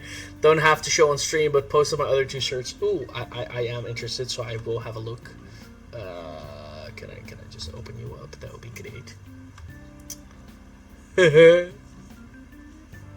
Nice. I love the Rapunzel and the lizard. I'm just calling it a lizard. Whoop. This Aurora is pretty strong, by the way. Pascal, that's it. Jesus. My naming skills aren't always as good. Also, it's not a lizard, it's like a chameleon, but eh. Okay, so we have Simba, a 7-mana 4/6, which can, on your turn, turn into an 8/6. And during our turn, it gains evasive. I think that card is really good for this deck. Oh, don't put it in that. Just put it in. Shit, actually, double sleeve that will work. Give me a second. Because otherwise, this card will be thicker than other cards. And as much as I love my cards thick, that is illegal. So I should be putting the inside sleeves away for a little bit. Whoop. After we're done with this deck, we're going to hold like a 1-minute break, 1-2 minutes, so I can stretch my legs and make sure that I can get some extra energy to continue going on, because we'll be here for a long time. Also, yes, Kill Slug's thick with a CK. Also, there's a lot of Auroras in his deck. Here's 1, there's 2, here's 3, and with the shift 3, like, you just want to shift it over this one, never over this one, otherwise you don't get the discount that you're looking for anyways. Which makes sense, by the way, but also, you know, to me it makes sense, not to everybody else sometimes. I've played card games with people that are absolutely terrible at card games, which isn't a bad thing. Like, you know, we all gotta start somewhere. But, like, it's a mindset that you need to think of, right? Like, some people don't have the right mindset to play these card games and try to be the very best, and that is fine. I also don't want to be the very best, usually. Same as, like, I'm now playing Hearthstone, and I am, like, Platinum 2 right now. I think the highest I've gotten is Diamond 7, and I never have the aspiration to go to Legend, because I don't care for the grind. But I do like it to be able to say that I've played in, like, you know, the top 1% of the entire game, which feels good. We have Flounder, the little yellow and blue fish. That is just a 1-mana 2/2. You know, nice vanilla. Good to get you through the early game, I guess. What I'm thinking of right now of building the deck, I said it was the Hades deck, and I'll hopefully pull the card as well so I can actually show it to you. But what I want to do with that is, and I'll show Grammatala in a second, is I want to make it a blue, like an Amber Sapphire deck. So I want to use Sapphire's ability, like Grammatala, that is really good for getting extra mana into your mana pool, or ink in your inkwell. And then play a lot of high cards in Amber that will help you gain extra advantages when you do. So what I love about this is actually very consistent with the story, is whenever this character is banished, you may put this card into your inkwell. So what that means is when this card dies, actually, you just get it as extra mana. So it's a 2-mana ramp spell, actually, that can either quest for you, because it means that this card won't always be a nice target to hit, but you can also exert it or challenge it for other creatures, which then makes it the creature takes 1 damage, and you get an extra mana for the next turn, which is great. We have the Jasmine, 3-mana 3/3 vanilla. Maleficent, 4-mana 3/4 vanilla. But she's a villain, and I still need to look how many villains there are in blue, because if there aren't enough villains to actually make it work, but I see a lot of Maleficents here, so that is good. That feels really good. Hey, the Mickey Mouse Detective. When you play this character, you may put the top card of your deck into your inkwell. That is so nice. Being able, like, if you get like 3 or 4 mana, it is exerted, so it does become tapped, which is a bit of a shame. But it would be nice, like, at some point they'll probably add in mana that gets put into your mana pool without it being exerted, probably. But just this, saying that 3 mana 1/3, which is okay, with lore 1, and you get an extra mana next turn, that is just good.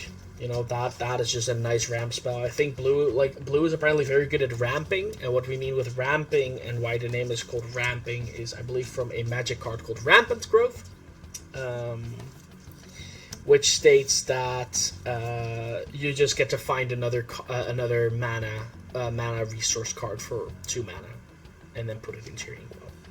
We have Mufasa, again a 6 mana 4/6 that does quest for 3, so that is a good beefy boy that is able to get you a lot of lore.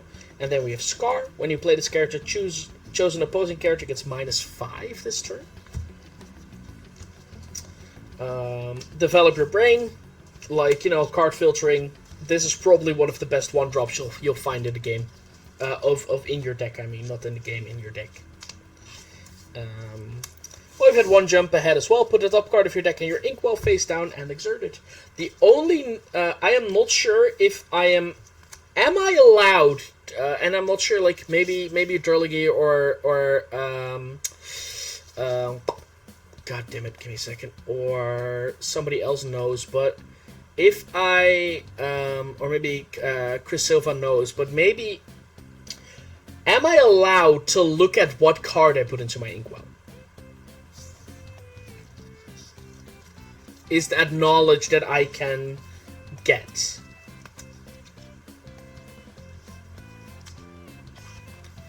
The coconut basket, whenever you play a character, you remember, oh, this is the recurring healer. That's good.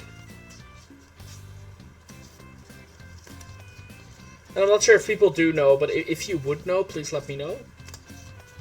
Otherwise, I'll look it up and I'll cover it in another video or something. That can be fine.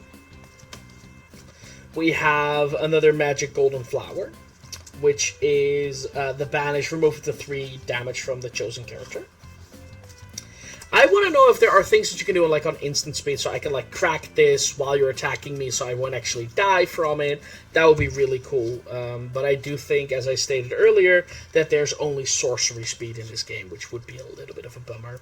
We have Beast, which has the ability Break. When you play this character, you may banish chosen item, which is a 5 mana 4/4 with 2 lore, which is pretty good for destroying something.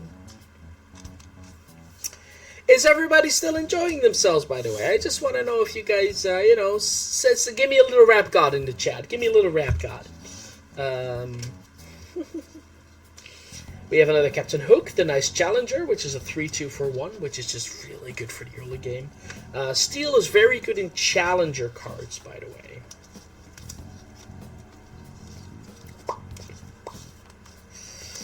Oh, we have the Goons, which is just vanilla 1 mana 2/2. Oh, these are Maleficent's underlings. Nice. Pizza eating is a work. Oh, definitely pizza eating is a workout. Definitely. Hope you're having fun though. Ah, nice. As I would say in Spanish, cabroeche, which means have a nice dinner. We have another Hercules bodyguard. Then we have Christoph. I'm just gonna go through these cards a bit quicker, since we have seen most of them already. If we do find or come across new cards, I will of course show them to you a bit more in detail. We have another Rock. What can I say except you're welcome? 2 mana 3/3 on your turn. That's pretty decent. Ah, yeah, Simba, what did you do again? I know what I have to do. During your turn, whenever this character banishes another character in a challenge, you gain 1. Oh, this is a new card. This is good.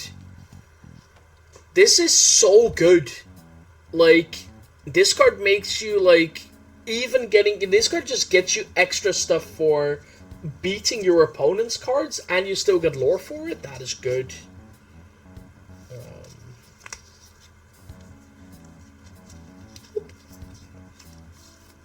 Fire the cannons! Because we need that more in our life. I love seeing all the different cards, and it makes me want to watch real. Yeah, I am so happy that we're doing the Disney watch parties, because it makes me, like, not feel guilty about watching all of the Disney movies again. It makes it so much more fun to do. So... Grab your sword. I haven't seen this card yet. A character with cost 5 or more... Oh, nice. Grab your sword. Isn't that like the song Gaston sings? Deal 2 damage to each for each opposing character? That is actually quite strong. That is just a board wipe for 5 mana. That's pretty good. Or at least the board wipe for the little guys, right? But most evasive units only have like 2 or 3 HP.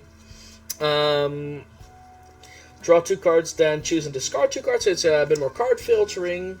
Hey, smash! 3 mana for 3 damage. I mean, you know, when you're in a pinch, getting rid of evasive units is worth this, definitely. Because I don't believe blue has any evasive.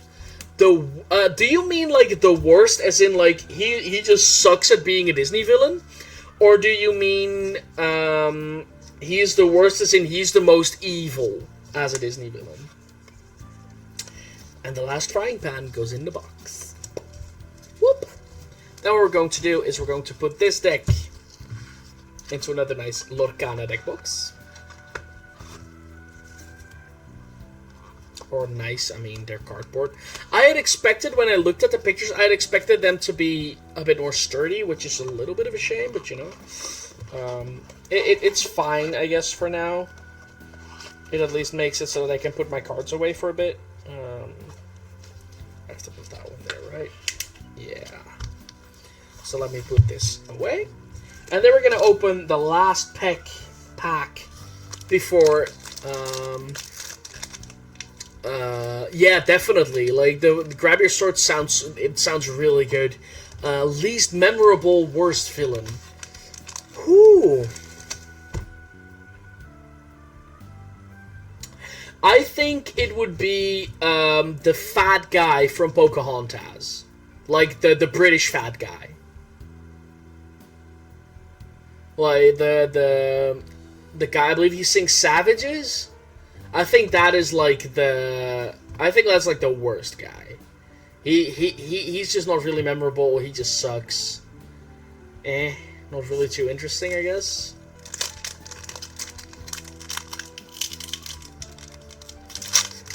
And the worst motive?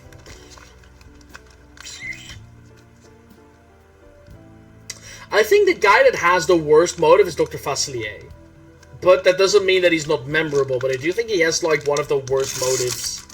Because it's not really doing anything. He's just hoping to, like, pay off his debts, I guess. Oh! Okay, the fact that I forgot hands was an option makes him probably the least memorable. But we first have Horus. Work Together. Bongo. Hey Hey, Freeze, Tinkerbell, Smash, Shield of Virtue, Befuddle. Ooh, Stephen Rich. Whenever one of your characters quests this turn, each opponent loses. This is really good in a multiplayer game. This is a really good card for a multiplayer game. Whenever you quest, so if you just like quest all at once, everyone's gonna lose lore. That is so good. Hey, another Jasmine. When you play this character and whenever she quests, you remove the 2 damage from each of your characters. That's good. And, ooh, nice, an evil queen. Oh, right. Fair. I'm not really sure if it is.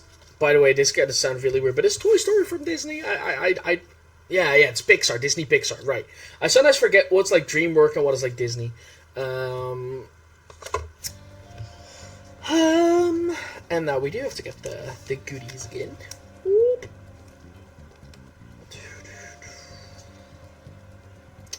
This is a nice foil to have, by the way. I like that.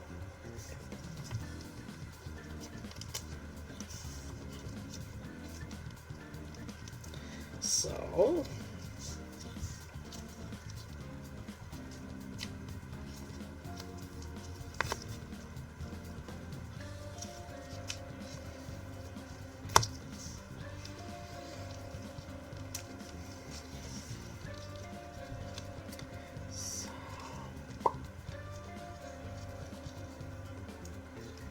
Oh, that is fine. If you're just here to have some fun, we are going to open our third and final starter deck. I don't mind the multiple wrap gods, but you can do that on Sunday when I'll be streaming with Joey again. Or at least when I'll be streaming again with Joey.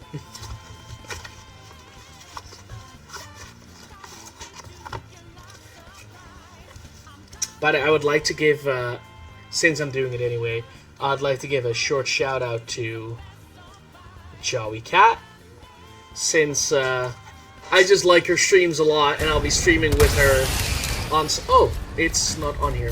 Oh, Ashley! Are you? What's up, Ashley? There, hey Joey, please follow her, twitch.tv/JoeyCat. Hope you're having a wonderful evening. She's a wonderful person. I can't believe I just shot her in the face. She plays a lot of horror games. She has finished with Resident Evil 4 Remake, and she has played My Friendly Neighborhood as well. I love her streams, so please be sure to like, comment, and subscribe. No, but to go to her as well. And then we're going to start with our final starter deck. Let me put this one here and put this one to the side again. But by the way, like, if you want to see, that is all the stuff that I have now lying around from Lorcana.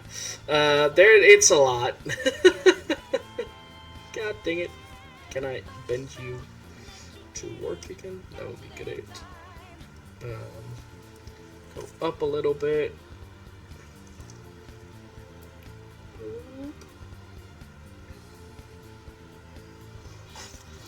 Can't believe I just shot her in the face. That's what she said. Hey! Or that's what he said. Okay, so we start off with Aladdin with Ward. Opponents can't choose this character except the challenge. Oh, we need to probably crack open another pack of some sleeves because I don't have too many of them.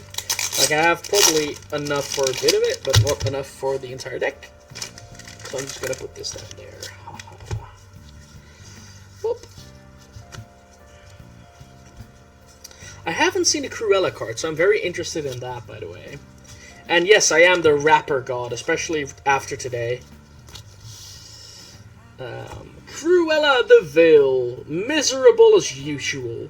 A 2-mana 1/3. You'll be sorry when this character is challenged and banished. You may return chosen character to that player's hand. Okay, so it's okay. It's not great or anything, but it's like, you know, decent. Then we have Aladdin, Heroic Outlaw, Floodborn, Shift 5. During your turn, when this character banishes another character, you gain 2 lore and each opponent loses 2 lore. Again, a great card in multiplayer. I know I've said that already, but it's still a good card in multiplayer. Whoop. By the way, what do you guys think of the setup? Like, the lighting, the card placement? Do you like this? Is this, like, good? We have another Duke of Weaselton. Don't know why we're only getting one of the Dukes, by the way. Another couple of Horaces. And that means Horaces and not horses. Like, you know, kind of sounds similar, but it isn't. But it ain't, though. I think I should, by the way, also have like another box to put some Lorcana in, but I'll have to look it up for this deck. We get Iago. You got a problem? Tap. Chosen character gains Reckless during their turn. They can't quest and must challenge if able.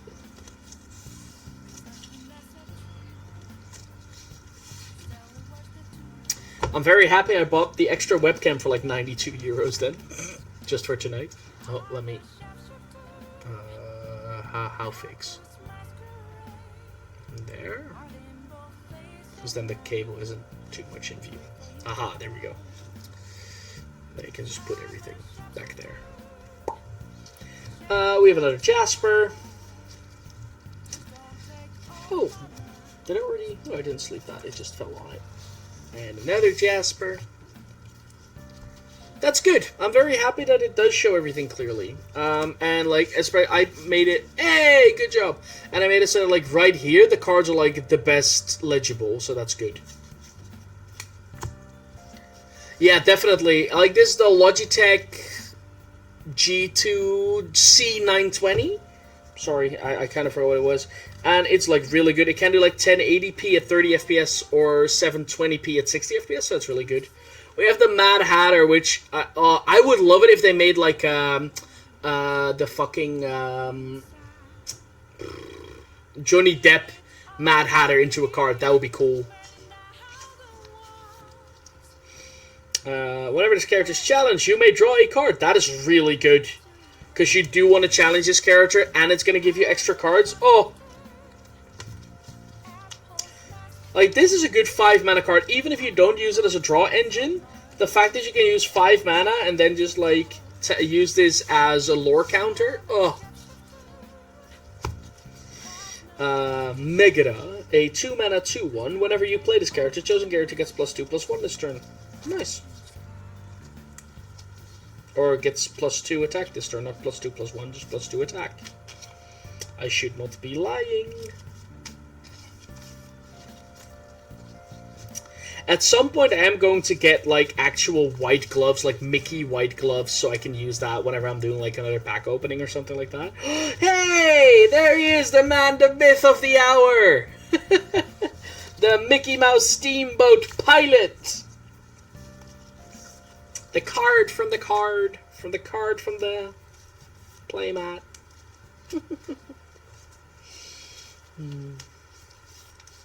So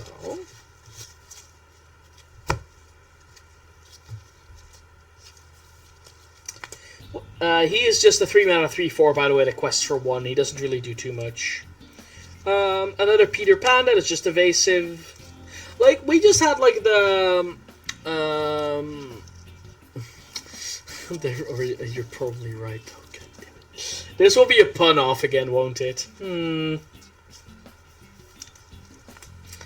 Mother knows best.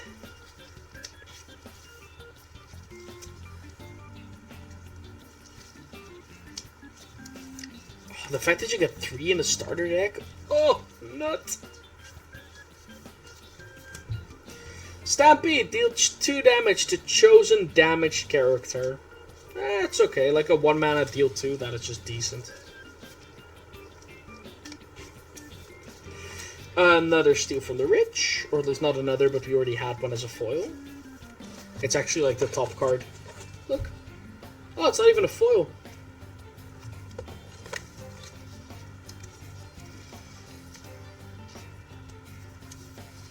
Whoop.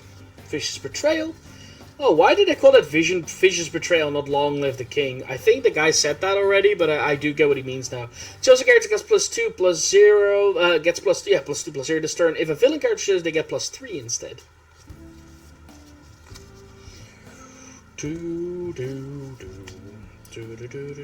The Stolen Scimitar, it's when Aladdin gets it, he gets like an extra attack, so that's pretty good if you want to play Aladdin. You might want to build like an Aladdin Tamatoa deck or something. That would be fun.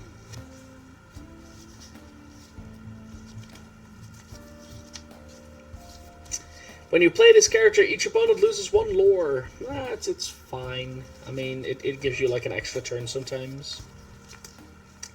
The Captain, the 5 mana 6/5, the big beat stick. Barking Signal. It's an alert. Report to the Colonel at once. Oh my god! It's another Donald Duck. I think my favorite deck so far is the Mickey deck. I think I like that with a lot of brooms and just like getting a lot of recursion going. I think that is that would be great. Here's your talent, boisterous buster. Just going to do this for Pi. Only for you, Pi. Know that I'm putting myself through tremendous pain because I have to do this. Hey, Le Fou! When you play this character, ready chosen character, they can't quest. Oh, that is good for 2 mana. That is just good for 2 mana. What? I do understand about it, because, like, the fact is, if you want to build a deck, you can either make it mono-colored or dual-colored. Dual is always better, especially now that the card pool is so limited. But you can only pick 2 colors. You can never pick more than 2, otherwise this would be bonkers. Because how they fix it in Magic is that you have like resources, and the more different colors you play, the more difficult it becomes to get all the what's it called? Gets more difficult to get the resource cards to then be able to play the game, to play the cards. I mean, and with this deck, it doesn't mean that if you put a red card in your inkwell that it can produce red mana or red ink. Ink is just ink.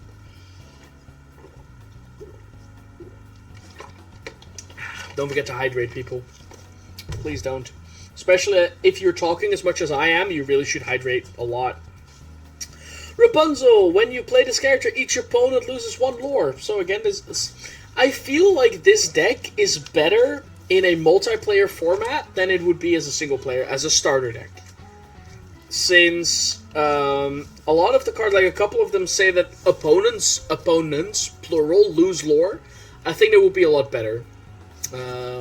Yeah, exactly. So you actually have to think about what you're going to do. It's the same as in Legend of Runeterra. They did that as well. They did it there as well, sorry. We have a Scar, who is just a 4 mana 5/3, so a 4 mana 4/4, which is decent.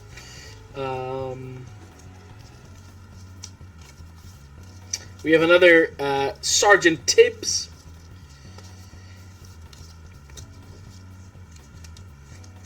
It would be cool if they said, like, somewhere either on the bottom where the character is from. That would be nice. If it doesn't turn out well. Not if it don't.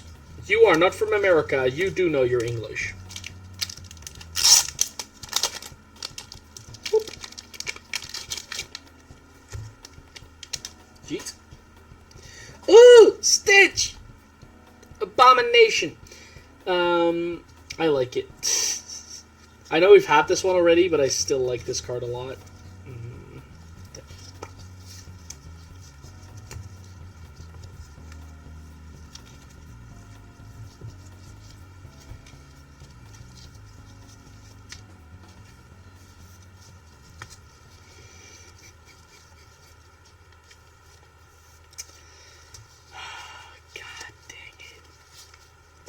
Why do I even bother with you guys? You know that? Why do I even bother? But okay. He's got a sword! Chosen character gets +2 attack this turn. Nice. It's funny that there's nothing that boosts, like, HP in this game. It only heals it, but it doesn't boost it. Not sure if you'd ever want to, but, like, you know. Like, for bodyguards, it could be cool. And then, there we have it. That is the last starter deck completed. Completely sleeved and well. The only sad thing is that we don't really have a place to put this now. So I'll just put it inside the treasure trove. Sideways, so I know that that's a deck. And then we're going to be opening the pack that is in this starter deck as well. Come on. Be a good girl. And open up. Or boy, by the way. I don't know what the pack identifies as. Hey, we have a Timon. Tastes like chicken. When you play this character, you remove up to 1 damage from chosen character. That is just good. Like, this could be really good early game. Tinkerbell, Peter Pan's ally. Evasive. Only characters with evasive can challenge. Loyal and devoted. Your character's name Peter Pan gain challenger and +1 attack. The Peter Pan evasive card. The Mickey Mouse card. Another Peter Pan rush card. Break. Destroy item. Jasper we've seen a couple of times. Befuddle we've seen a couple of times. This Aurora we've seen. Hey, we haven't seen this Scar yet. When you play this character, chosen opponent character is -5 attack this turn. That is definitely worth the 2 stat drops. Then we have Aladdin, who's a super rare. And we have the Wardrobe.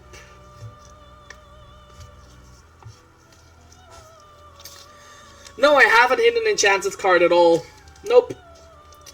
And by the way, it is yet, not already. It is yet. Did you hit an enchanted card yet? And I know that's being a grammar Nazi, but you know. Oh, yeah, that's the good way up. But I also haven't opened too many packs. This is like the 11th pack I've opened. I am just done with all the starter decks and all the and the treasure trove, which had 8 packs. Whoop.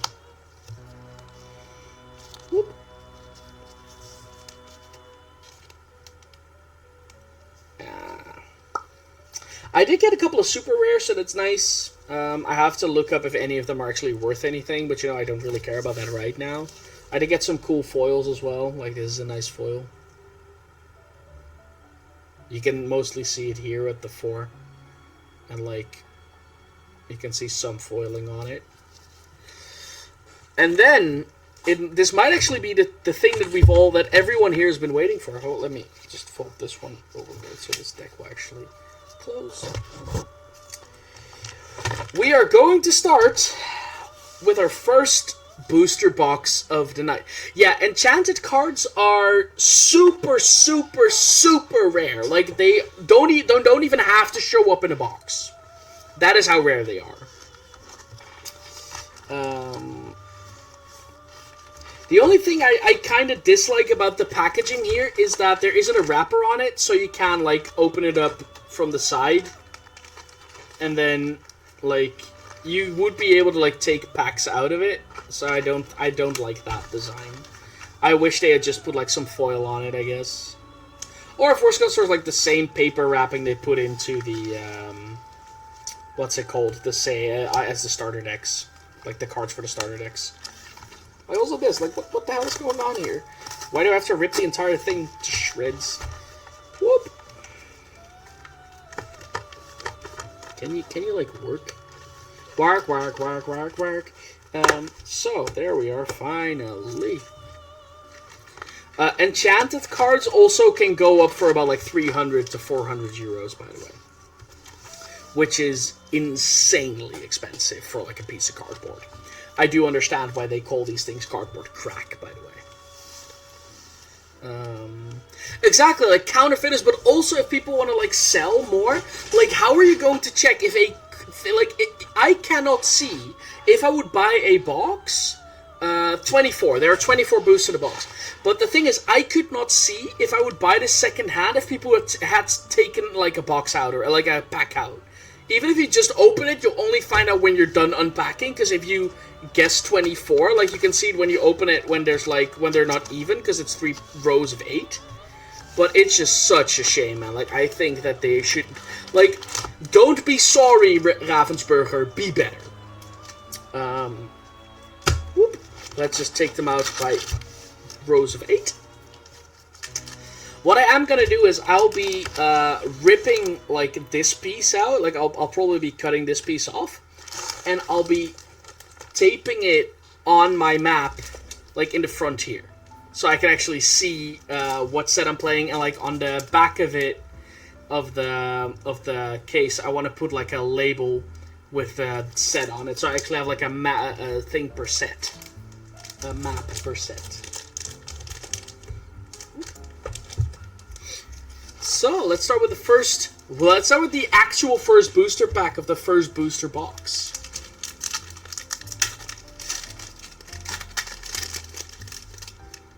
Okay. Tangle. Each opponent loses 1 lore. Oh, Sebastian, man! Singer 4. This character counts as... Oh, that is good! That is so good! Mana cheating to the max with this man. Oh, I love that card. I'm gonna put that card in, like, almost every deck that I can put it, because that is just way too good.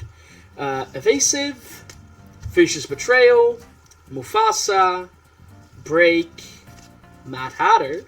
Hey, Chief Tui. Support. Whenever this character quests, you may add their... Oh, you want to quest with this guy. You only want to quest with this guy.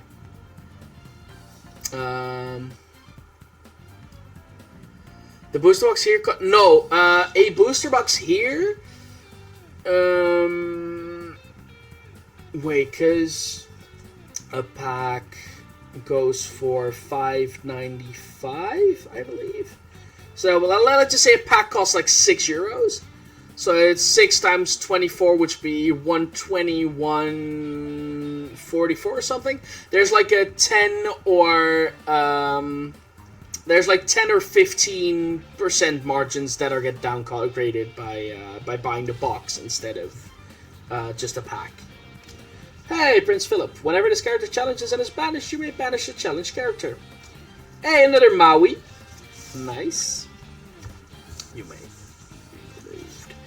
Rush. This character can challenge a turn and Reckless can't quest and must attack. Woo! Tinkerbell, Giant Fairies, Shift 4. You may pay 4 to play this on top of one of your characters named Tinkerbell. When you play this character, deal 1 damage to each opposing character. That is strong as fuck. Sorry about that.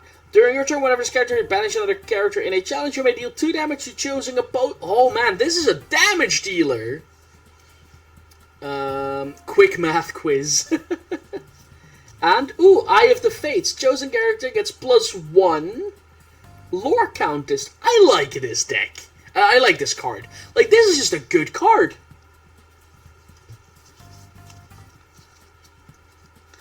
But, how was your evening, by the way, Chrissy? I saw that you just said something and I kind of just burned you out on it. Sorry about that. How's your evening going, man? Are you dying from the heat as well?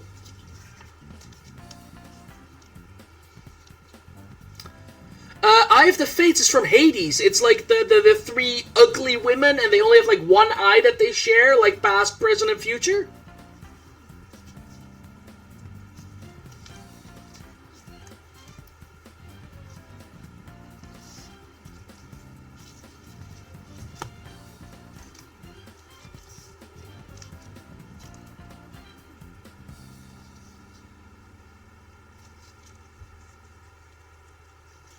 So, whoop. Let's go to the second pack. There's so much chaff already. I am going to complete a lot of the set, I think.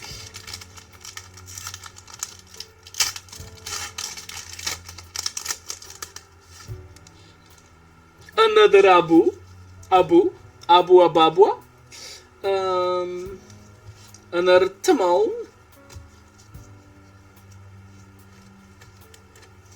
Another Tinkerbell. Another Peter Pan. Another Mickey Mouse. Hey, Aladdin. Cornered Swordsman. A 2-mana 2/1 that can quest for 2. Probably can only quest 1 since it will die on the crackback. Like, you just have to put like a 1 attack unit into this. But like, you know, 2 lore for 2 mana, so I think is pretty good. Smash. Dragonfire. I have noticed that my hands are getting like... the cards are getting stuck because these tips of the gloves aren't working for me, which is stupid. So I'm going to adjust that real quickly. Give me a second. I hope this is going to work out better than I hope so. So, oh, another Captain Hook. I had double the powder. When you play this character, you may return an action card named Fire the Cannons from your discard to your hand. That is good. Aww. Lilo Making a Wish, a 1-mana 1/1 with 2 lore. Ooh, I think this is a good card. Ariel, Singer 5. When you play this character, look at the top 4 cards of your deck. You may reveal a song card and put it into your hand. Put the rest on the bottom of your deck in any order. Whew.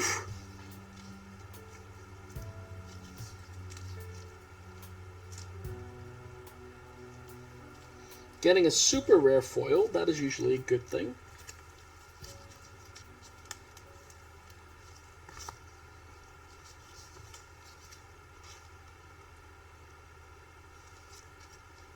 I think Lilo is so cute here, by the way. Oh my god.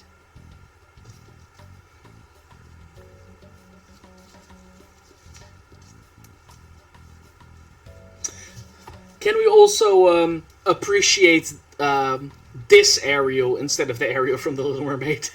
Live action. Sorry, I know I shouldn't bash on it too much, but you know, I didn't think the movie was too great. It was funny, but it wasn't too good. Did love the Scuttlebutt song, by the way. Let me put you in there. I'll just put the chaff up here for a second, so I can do that in one go. Let's go for the next card.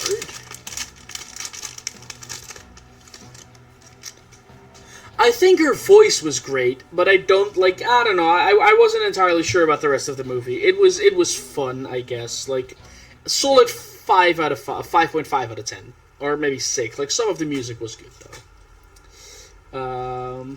Weird looking Peter Pan, Mr. Smay, Elsa, 4 mana 4/4, Mickey Mouse, Mufasa, Mother Knows Best, The Goons, Coconut Basket, Ariel on Human Legs, Iago, Gains Reckless. Ooh! This is a legendary! This is an actual legendary! Ursula, Power Hungry. When you play this character, each opponent loses 1 lore. You may draw a card for each lore lost this way. Woof! Like, this in a multiplayer game, 4 people, you just draw 3. 7 mana, draw 3, get a 2/8 that also does lose people lore and can get you 3 lore? That is based. And work together, I like that card. Ooh, I love the foiling since it's like the Starry Night that's just in the back. I like that. Ursula is fire. Also, I love this art. Oh, it is almost right out of the movie. Now that's not what I want. But I believe this is my first legendary. I can see in for a second if that is indeed my first legendary. Dang it, there's so many cards. Is it my first? Super rare. Rare. Uncommon. Super rare. Super rare, super rare, super. Trying to put them on like, kind of like an order of rarity that might help me out the filtering process later down the line. Oh no, it's my second legendary. I also have Maleficent, who is a legendary.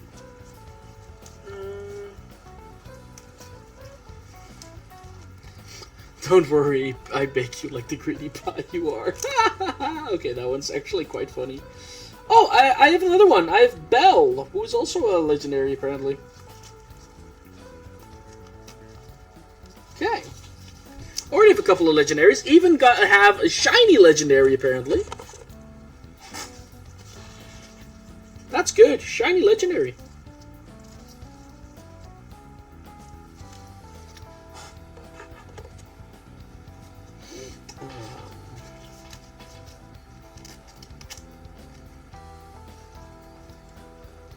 But like, Ursula in a multiplayer game is going to be so good. Holy crap.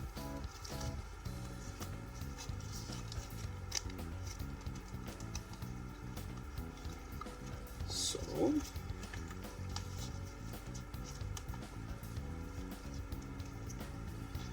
I'm absolutely crushed. God dang it. With these fucking puns.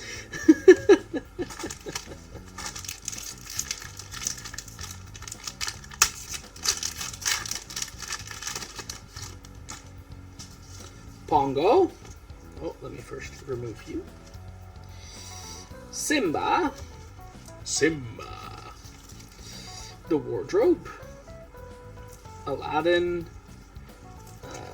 Yeah, Merlin, we've had you already. Tinkerbell, Kronk.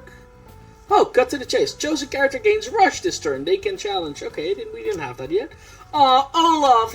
I'm Olaf, and I like warm hugs. Want a slice of the action? Nah, not really. Not really. I like this. I like this a lot.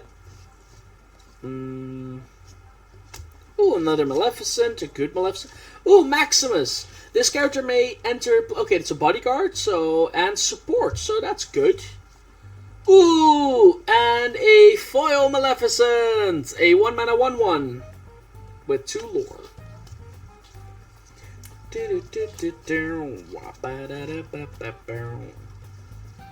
Oh, maybe I shouldn't shake my foot too much. Whoop.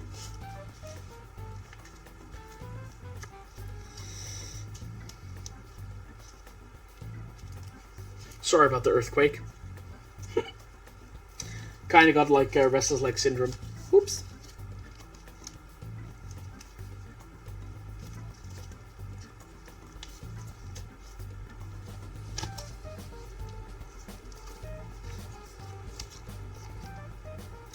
So,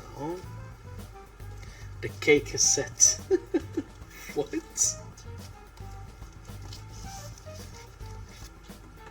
Whoop. I still have so many more packs to open.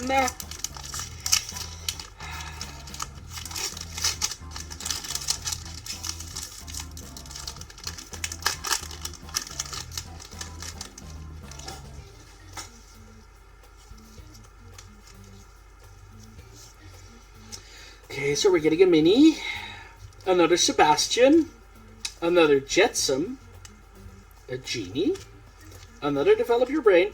Oh, a Cerberus, I haven't seen that. I like this. Yes, I hope for Hades so much. The Beast is Mine. Chosen character gains Reckless during the next turn. They can't quests. Gramatala, Cinderella, Dr. Faslier. Oh, we don't have this one yet. Whenever you play a song, you may look at the top 2 cards of your deck, put one on the top and the other on the bottom. Be prepared to banish all characters. Oh! How about you suck it? Sorry. And another Maximus. Nice.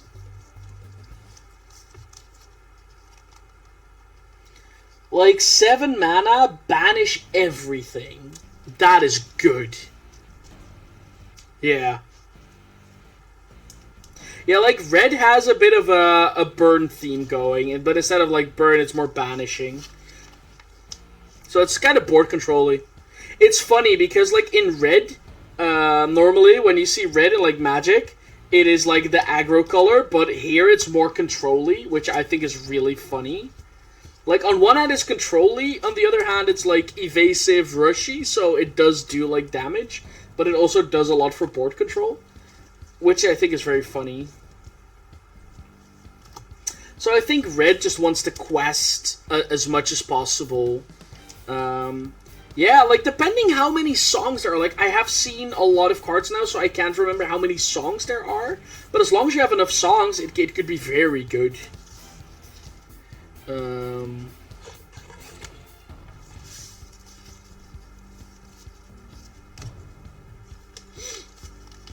Red and Gwent is the greedy faction. Huh.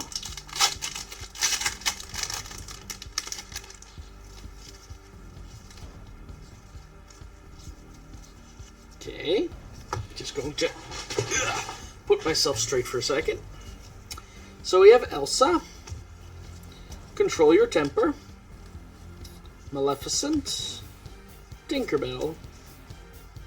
Magic Dust. Fire the Cannons. Flynnigan Rider, Eye of the Fates, Mickey Mouse. Oh, Lantern. I believe this item is really good. Because tap, you pay 1 less for the next character you play this turn. Mana reduction. Aw, thank you so much, Darligi. Oh my god, thank you for the sub, man. But you pay 1 less for the next character you play this turn. Every turn you can get mana reduction. Just in 2 turns you're down. Like, you get extra mana reduction. My god. Oh, our favorite guy Hans, who is kind of... Well, he's not useless, though. Having the 3 lore is pretty based. And we get Tinkerbell, Tiny Tactician. While you were gone, by the way, we actually pulled a couple more legendaries. So now we have 3 legendaries already. No enchanted, though. But, you know, we still have some time to get an enchanted card. That could be fun. It would be really cool if I was able to open an enchanted card on stream today. That would be really cool. But again, thank you so much for the Prime sub. Hope you enjoy the Munchlax. The Munchlax has been fed, and it is happy now. I did pull 1 giant Tinkerbell. But I don't think that's a legendary. But I'll have a look for a second. Oh, okay. Some cards are falling over in the box. Give me a second. There's already so many cards in here. Whew.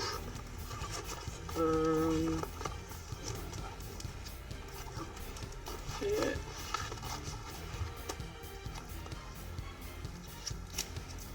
Because the legendaries we have right now, and there's like one more card in there. Oh, what? That is stupid. Like, this box is a little sad. I had expected more of you, Ravensburger. Probably I shouldn't be doing that. Probably should just be adding this thing in, and then just. Oh my god.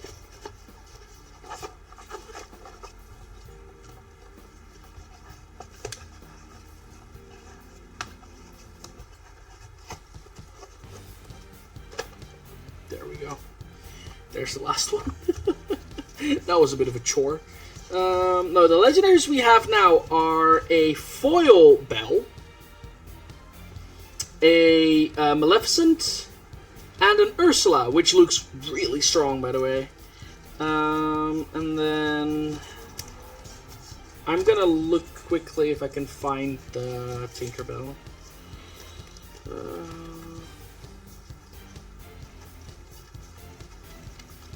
Yeah, here, the giant fairy Tinkerbell. There we go. I pulled her once. She looks really good for board control, for board wipes. Well, okay, also know that, like, my difficulty, half of it is like this. Is like my gloves. But I think the box is a good way to, like, store your cards, though. If you don't have, like, a binder to put them in or anything. But I do think that, like... I think that for the money you're paying, and of course, like, you're also getting packs, etc. I would have liked it if they had just made it like with a nice cardboard inlay that you cannot take out, and it's just a bit thicker. I would have liked that, since I think it should be more than possible to do so. I'll take out all of these. Whoop.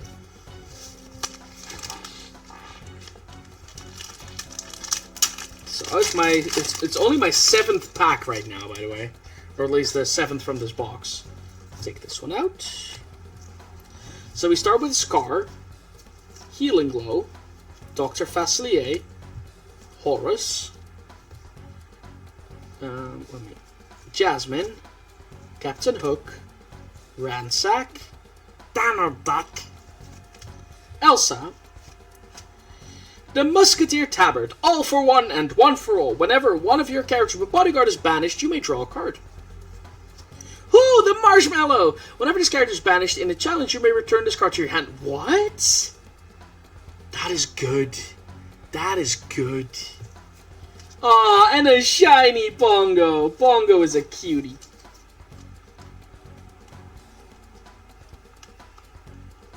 Oop. So...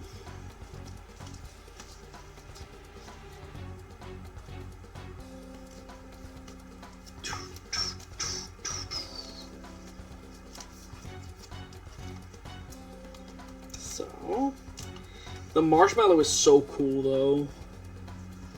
I think that is also such a good card. Even though it's 6 mana, getting a recurring 6 mana 5/5, like, even though you have to pay for it every time it gets back to send back to your hand, it is still a good card. Like, at some, because I've seen, like, some gameplay, and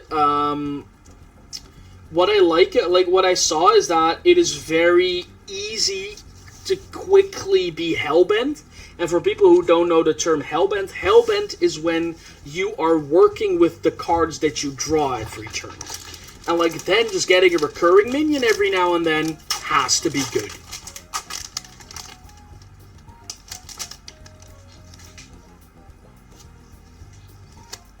There we go. So we have another Goofy, the Daredevil, another Hey Hey, another Freeze, Vicious Betrayal, Donald Duck, Simba, Future King. I don't think we have that one.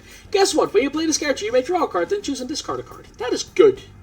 Like, you know, early card filtering. When you play this character, you may banish an item. Photo. Hey, Jasmine! Darling, baby, honey. Oh, Beast. Rush. This character can challenge your turn there. Played. Roar. When you play this character, exert all opposing damage characters. Whoo-wee! And...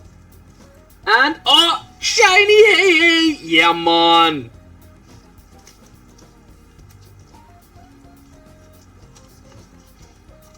Hey Hey is best Hey. What? Hey Hey is Bay? Is that something we can say?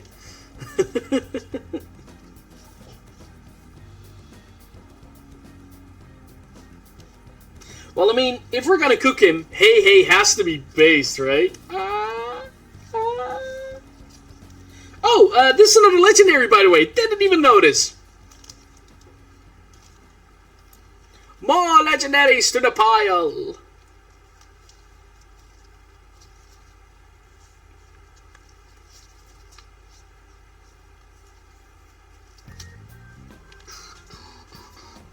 Do, do, do, do, do, do, do, do. Whoop.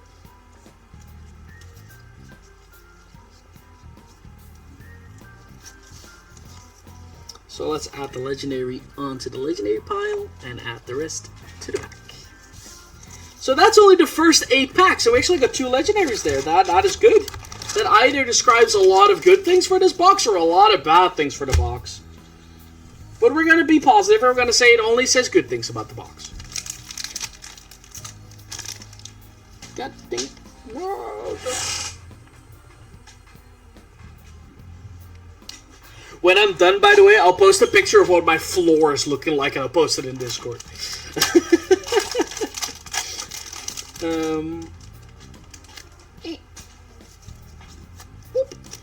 Okay, here we go. He's got a sword.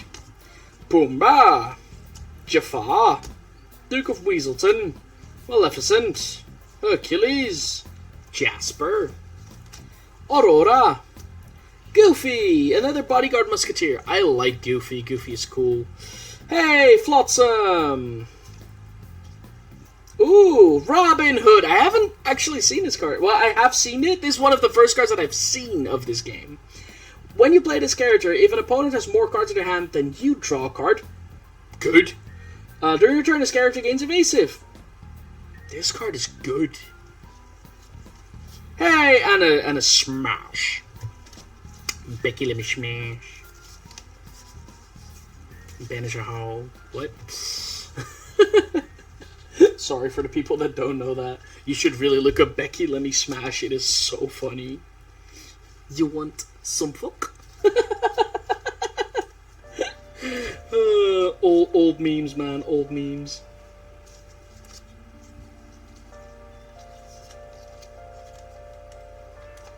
You know what is going to be the best of tonight? Like when I'm able to...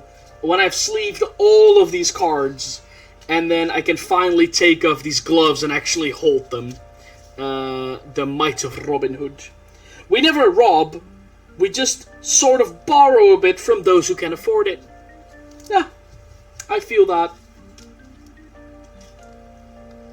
Ba-da-ba-da.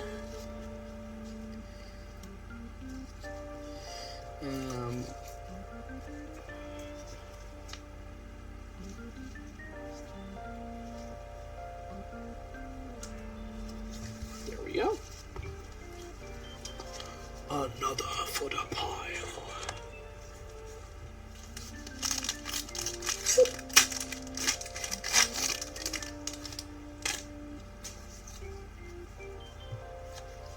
I think, like, the Prince George is also pretty bad as a villain in Disney when we're talking about it. Like, you know, pretty stupid. Not really worth anything. He's all just about money anyway. Aladdin. Minnie Mouse. Ooh, I have only just noticed the art on this card, and I like this. This feels so good. I love the purple with, like, the green flares. Megara. Flounder. Kristoff, Donald Duck, another Rapunzel, another Rafiki, Ooh, I don't have this one. Scar. Shameless Firebrand. He's a Floodborn.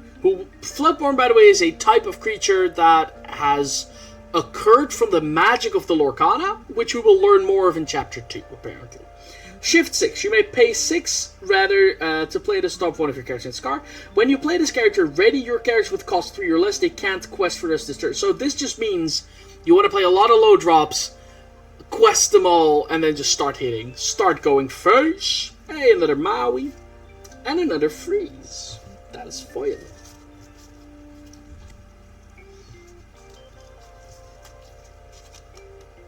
So. A Becky let me smash. It is so funny. It is like so bad, but it's also just so funny. Like. Oh man, it used to be such an internet meme that you want some fuck. Oh my god. Yeah, it is so great. Like, it is so great. Oh, the freaking sideways, man. Like, oh. I think when I'm done with this, I'm just gonna go put it on here on stream and just cut that off the video before I put it live. Oh.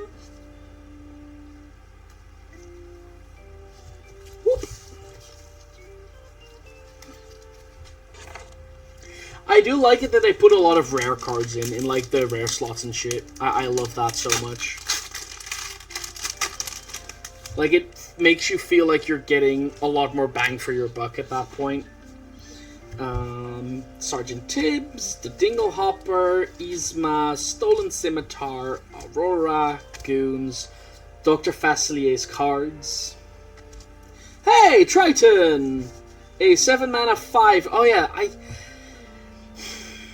I still think that this card is so bad. This is such a bad card. Like, it takes so much mana to do absolutely nothing. Hey, you have forgotten me. Each opponent chooses and discards 2 cards. I think this is good. The reason why I think this is good is there isn't that much card draw in this game, and then having your opponent lose a lot of their cards, like, this is a +1 for you, because you lose 1 card for 4 mana, and they lose 2 cards. So I think that this is actually a good card. Ooh, Ursula Shell Necklace. Whenever you play a song, you may pay 1. That's well, don't want to call it busted, but if there's enough songs to support this, this can be busted. Because this is just, would you like to pay 1 extra for your songs? And then draw cards. Like, you could have this in play, have all your characters sing songs, pay your mana, get an entire grip of cards, and then just go next turn. It is incredible. What a beast of a card. Yeah. That is so, but like this is so good as well. Mother Gothel, while this character is exerted, opposing characters can't...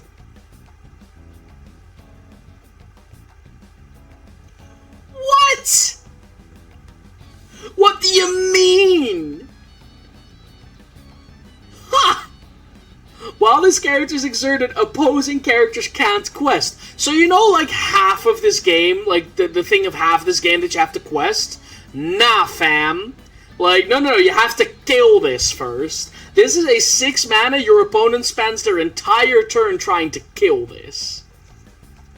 Ooh, this is cool art. Sorry, you can't really see the foiling, but it's a good foil. It's a really good foil.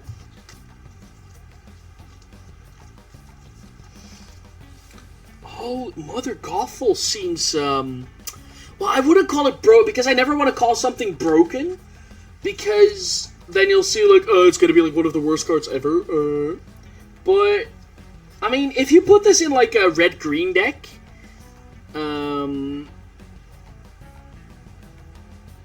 I don't think so.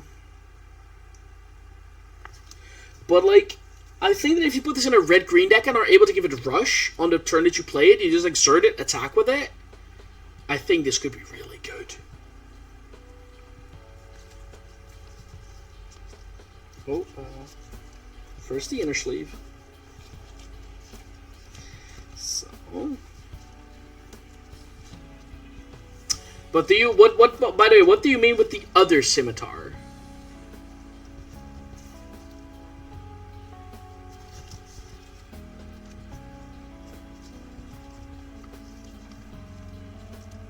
But I do think that Ursula's shell necklace could be real. Like, I would run 2 of these in my deck. But do I have 2 of them as foils? Nah, right? Oh, I messed up that sleeve.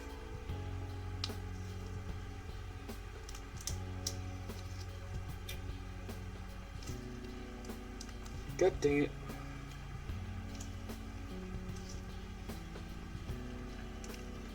There we go. Really? Should be somewhere in the back then.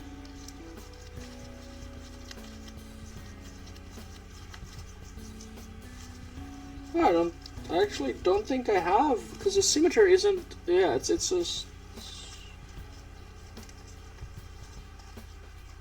I actually don't think I have another.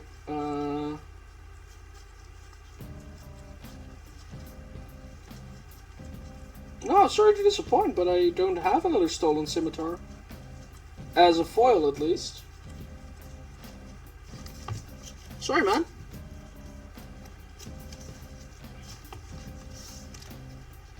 Like, I definitely drew more stolen scimitars, but I don't think I drew any foils then. Yeah, probably not a foil.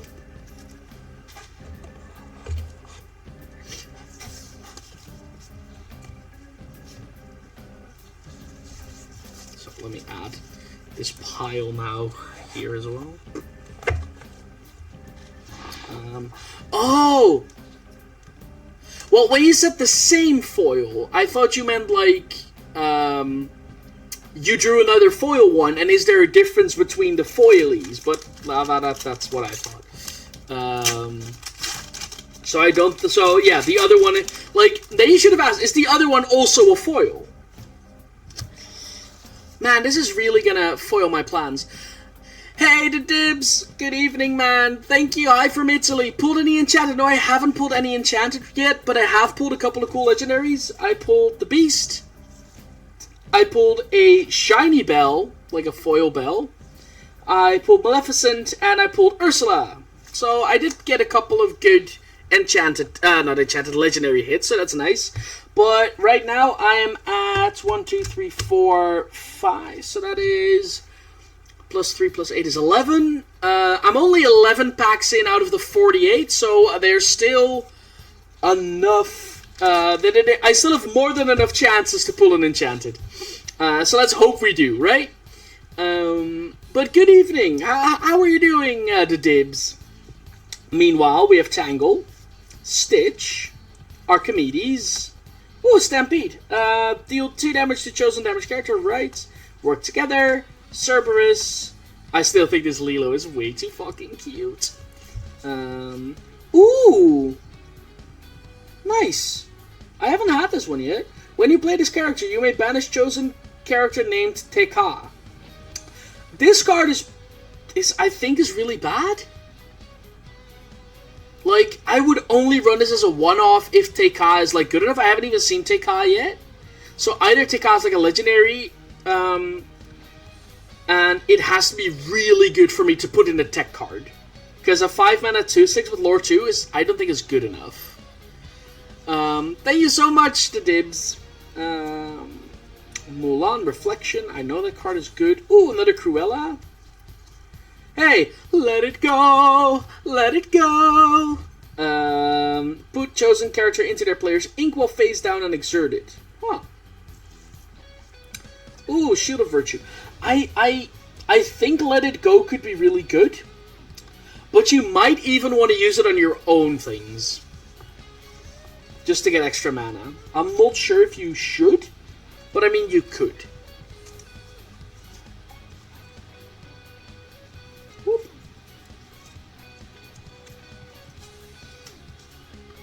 So,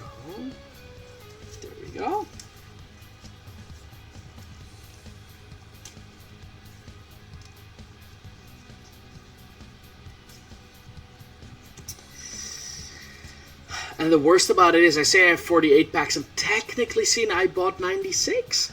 But I don't want to open those packs yet. Because I might actually want to save them for in about 10 or 15 years if they might actually become worth money. Because if they do, and they do end up being as big as Pokemon did...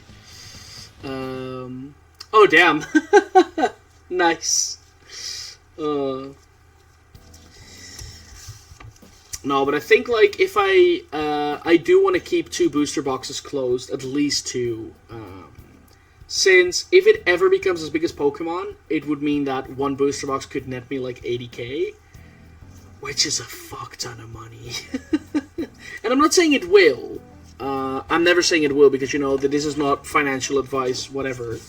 This is something that I am willing to bet my money on, since it is Disney, and it is a collectible thing, and there's already scarcity all around the globe. How is that in Italy, by the way, the Dibs? Were you able to get, like, everything you wanted, or are there some cards that just didn't arrive?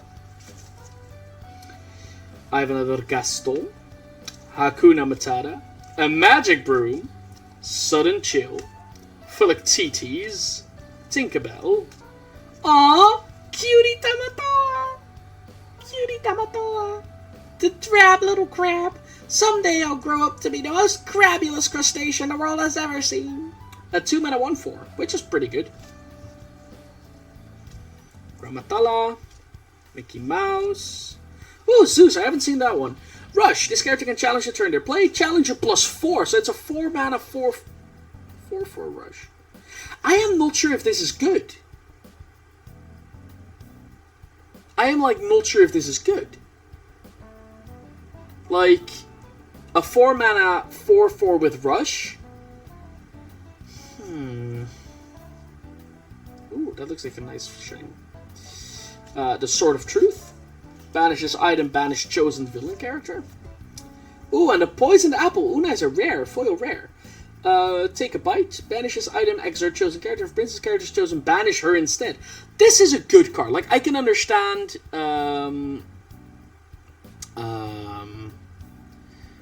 able to get hook deck box and hook sleeves. Nice, nice. Yeah, the LGS that I bought most of my stuff for didn't actually receive most of their stuff. They only received booster boxes and starter decks. They didn't receive sleeves. They didn't receive portfolios. They didn't receive play mats. So that's kind of a bummer.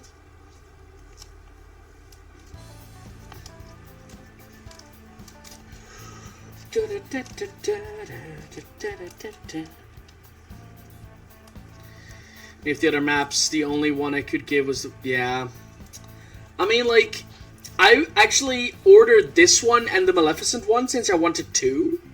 But I was only able to get this one from another store with luck because I actually know a lot of people who work there. And they're willing to, like, you know, do me favors since I order, like, get a lot of my stuff from them anyway.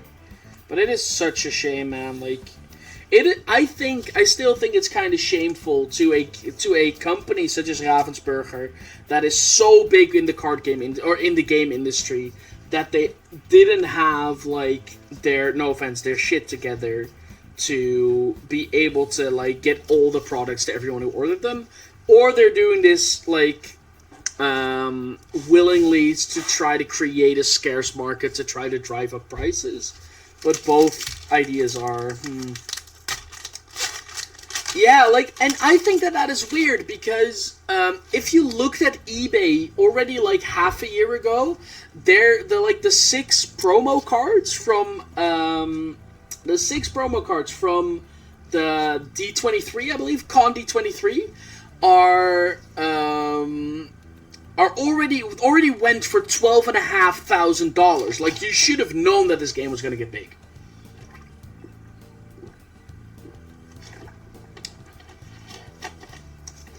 It is such a shame.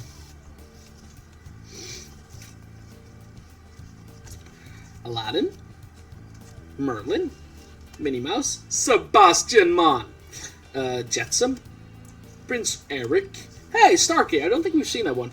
While you have a captain character in play, this character gets +1. Oh, this is, like, pretty good. You know, this is pretty good. Is Tigger a card? What? Okay, I didn't know that. Evasive, a 6 mana 4/4 with evasive and 2 lore. Pascal. Oh, Mickey Mouse, the Musketeer. Bodyguard, your other Musketeers characters get +1 attack. That's good. Ooh, oh, another legendary! Hey! Okay. Elsa, Spirit of Winter. Shift 6. You may pay 6 to play this on top of one of your characters named Elsa.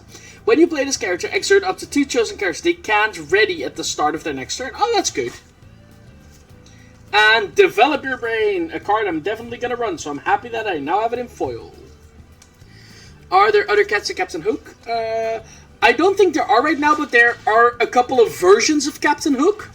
And the horse. So that is in red. So you would have to play this Starkey in a red, in a ruby steel deck.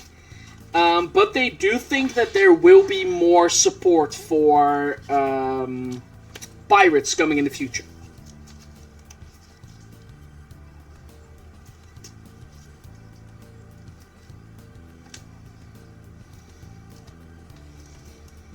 Because, I mean, isn't officially Pirates of the Caribbean also, like... It would be so cool if they made, like, a cartoony version of Pirates of the Caribbean cards. That would be so awesome. Yeah, that's good. Okay.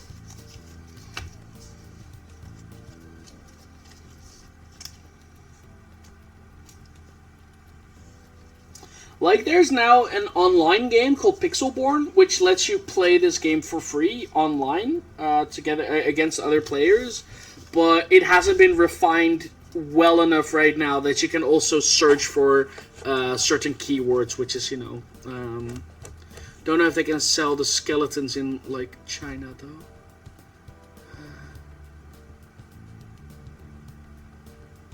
Skeletons? Why is that? They might have different art, by the way. That could very well be a thing. POTX. Oh, Pirates of the Caribbean, right.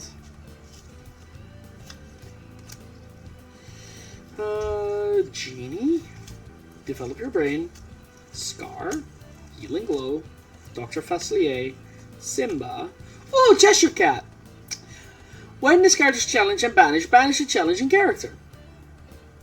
Can I just say that it feels, hopefully applying like Cockatrice will be able to upload the card images and we'll be able to play it there. Oh, Cockatrice, yeah. I hope they don't do Pirates cards from the films. Those Walking Dead MTG guys look so out. Yeah, definitely. Like, if they would, they should do, like, cartoon versions or something. Also, can I just say, this sentence feels oddly satisfying to read or like to speak. When this character is challenged and banished, banish the challenging character. This is like one of those, like, say this 4 times fast. Ooh, Bell. Inventive Engineer. When this character quests, you pay 1 less for the next item you play this turn. Ooh, that is good. Because there's, like, quite a lot of 1-cost items, which means you can play items for free. You Have Forgotten Me. Hey, Stitch! Yes! Okay. The good Stitch. Rockstar Stitch. Shift 4. Whenever you play a character with cost 2 or less, you may exert them to draw... Oh! That is good. Because you can exert them anyways. Like, you can't exert them anyways in the first turn.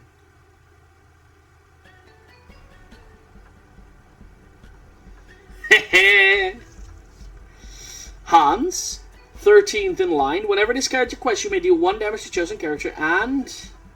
Ooh, a shiny Mother Gothel. That is good.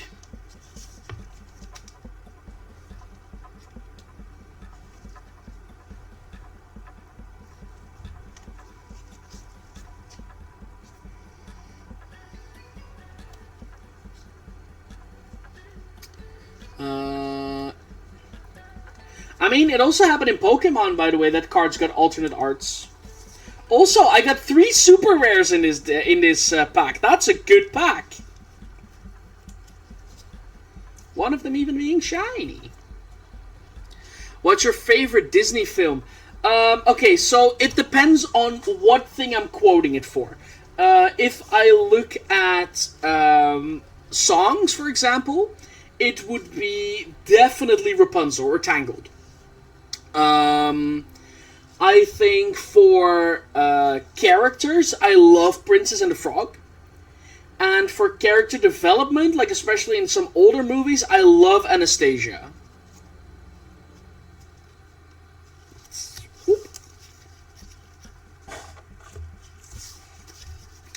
Okay, pack 16. No, not Indiana Jones pie. Definitely not Indiana Jones. And also definitely not Star Wars. Because I'm just not that big of a Star Wars fan. Okay. We got a Horus. A Jasmine the Disguised. Ooh, Elsa Ice Surfer. I don't think we've seen that one. Whenever you play a character named Anna... Oh yeah, we have played this one. But it's not that common apparently. Maleficent. Fire the Cannons. Beast. Moana. I want to see what Teika does. Ooh, Moana of Motunui. We've had that one. Oh, nice. Teika. A reckless 8/6. This character can't quest and must challenge each turn if able. I mean...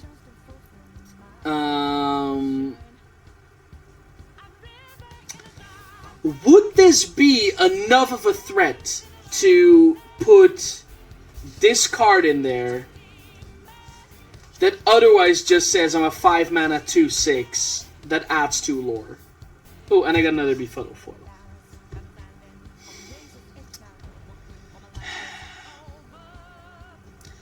I don't think that this card is good enough, or like that this card is too good of too bad of a problem to run this.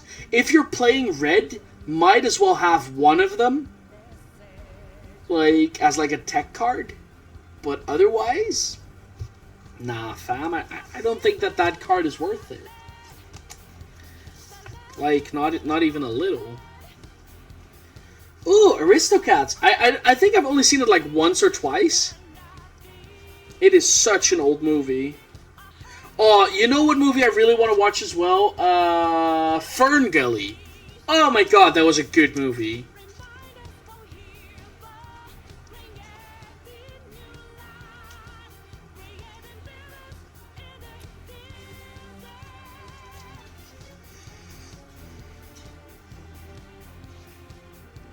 Live action Beauty and the Beast is also pretty good though. Beauty and the Beast is pretty based, which is funny because based is like, you know, that's an English word, but based also means beast, but then in Dutch. So, you know, Beauty and the Beast is pretty based.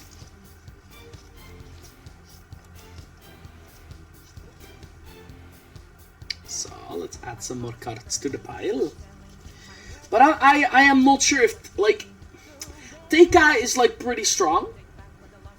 But since it doesn't have Rush, since it doesn't have anything else but Reckless, I don't think that this card is good enough to be played. Oh, I will let you know. I will put I think I'll also put a picture in Discord. Might actually make a Lorcana tab for this, which could be fun. Have a good evening, Kill Slugs. Thank you so much for being here. It was a lot of fun to have you. Whoop. Okay, let's go for the last 8 packs of this box. Whew.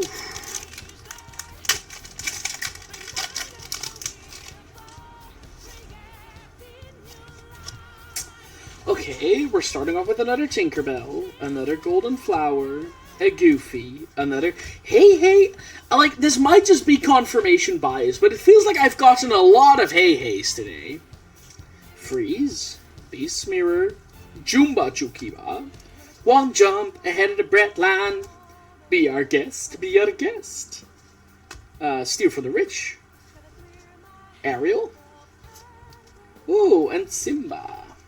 No, not a great pack, but also not a bad one. I think it's like one of the lowest value packs you can get, like 2 rares and like a foil common.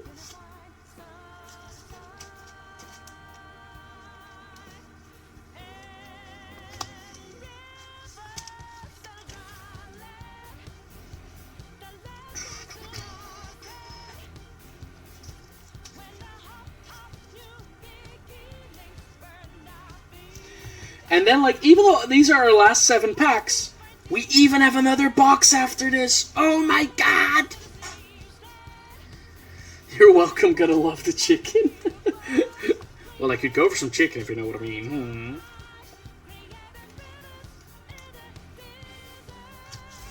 If I do get an enchanted card, I probably will sell it, by the way, because it is too much money to not sell.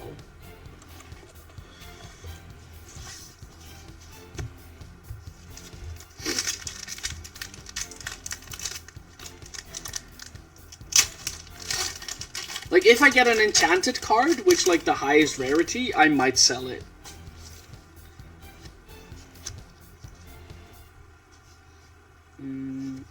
Fish's Betrayal. Donald Duck. He's got a sword! Boomba! Jafar. Aladdin. The Frying Pan. Oh, I didn't say anything about the chicken. Fan the Flames, ready chosen character. They can't quest for us this turn. Oh, 1 mana. That's good.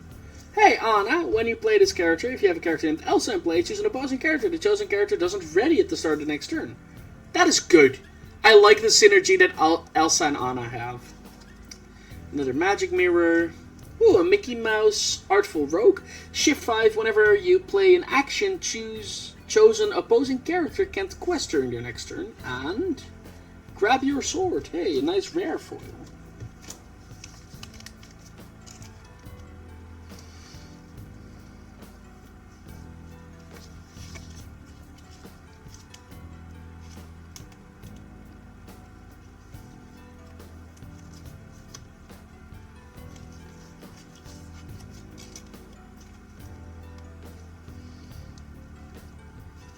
But I mean, you know, like, even though I might not have some chicken, I probably could go for some pie, though.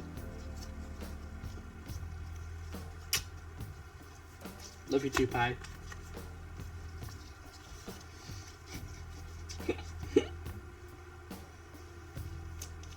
Oh.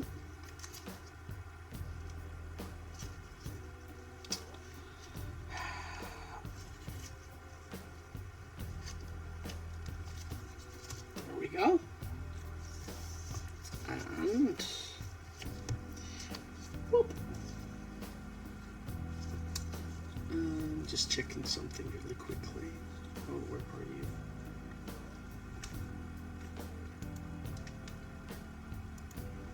There we go. Come on, can I? There. So. Yeah, I actually did get more of them. Nice. Whoop. Whew. Time for another drink.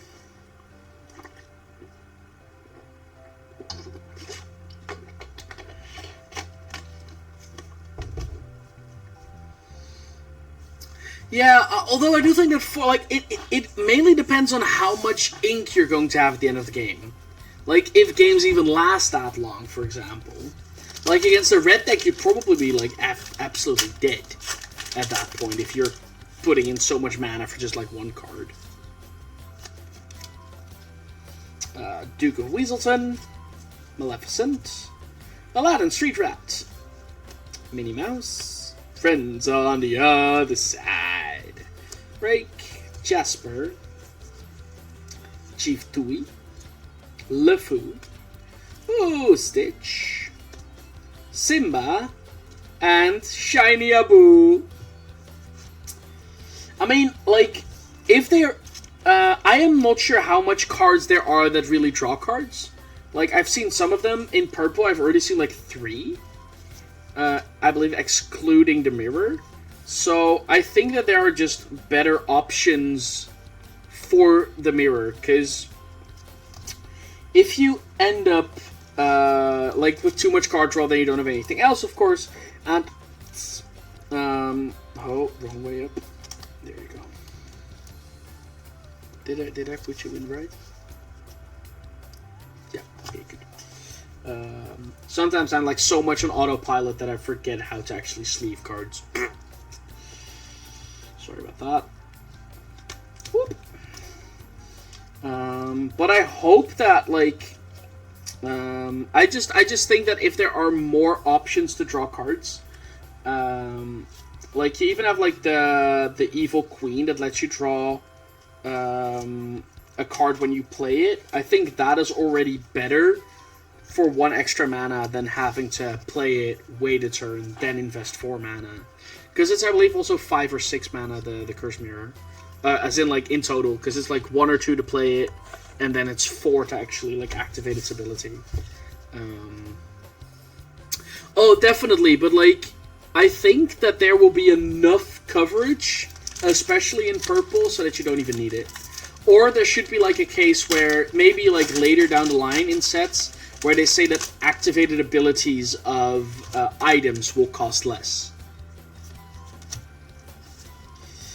So, Wonder Boy, when you play this character, chosen characters +2, Flaunder, Sergeant Tibbs, Dinglehopper, Yzma, Tinkerbell, Ransack, Rapunzel, Elsa, goddammit, wrong Hades. Ooh, Legendary Stitch. This Stitch is good. No, I haven't seen any cards that trigger from drawing a card, but I have seen a lot of cards that do shit to get you to draw a card. And a Boomba. Another legendary, though, and it's a Surfing Stitch with a sandwich. Whenever you play this character, if you have 2 or more other characters in play, you may draw 2 cards. What? Yeah, but it's the wrong Hades.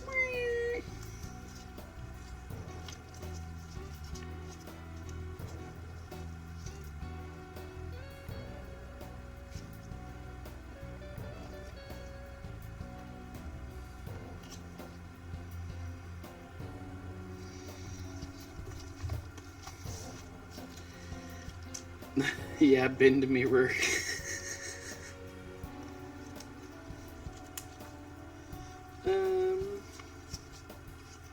Oh, this Elsa is also pretty good, by the way. You can tap her to exert opposing characters, so that means you can just every turn you can choose to either be able to like kill it, like to be able to challenge another character. That could be really good.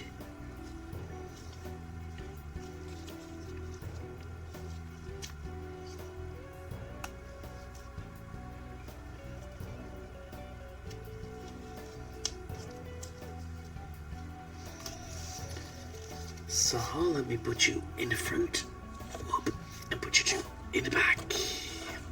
Also, look at how many, like, this is rare, super rares, legendaries, and foils. Poof.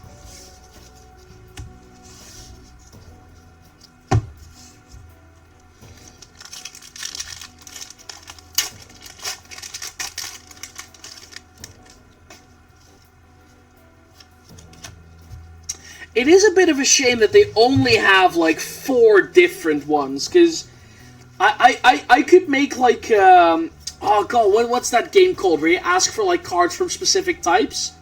Because, boy, I have a lot of them. Stolen Scimitar. Aurora. I do like it that we're still getting new cards, by the way. I think that is really cool. Stitch. Archimedes. Simba. Mad Hatter. Oh, Scepter of Arendelle. I haven't seen that one. Chosen character gains support this turn whenever they quests. Okay, that's good. That is... Oh, this is really good, by the way. Holy shit, this is a good item. Cinderella. Hey, Emperor Cusco! You mean the poison for Cusco? Cusco's poison, yeah! Wait, can I find, like, the actual line? Because I love that. Where are you? Cusco's poison.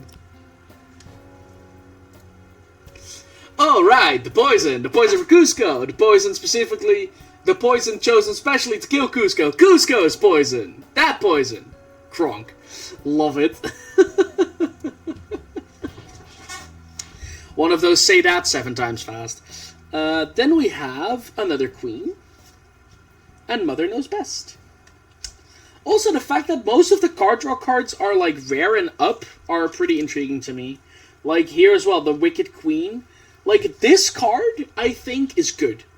This is a good card to say that you want to draw extra cards with instead of the mirror.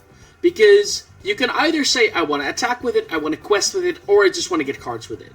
And all of them are good. Like, all options here are valid. Yeah, so, like, that is, like, you know, that just sounds like a good card. And, like, I'm not saying that that is a great card, but it does sound, like, better than the mirror, for example. Because it is, like, the same with the mirror, but then it just has a body attached. I am not sure if you are allowed to use items the same way you use artifacts in Magic so that they don't have summoning sickness, but I wouldn't be able to tell you.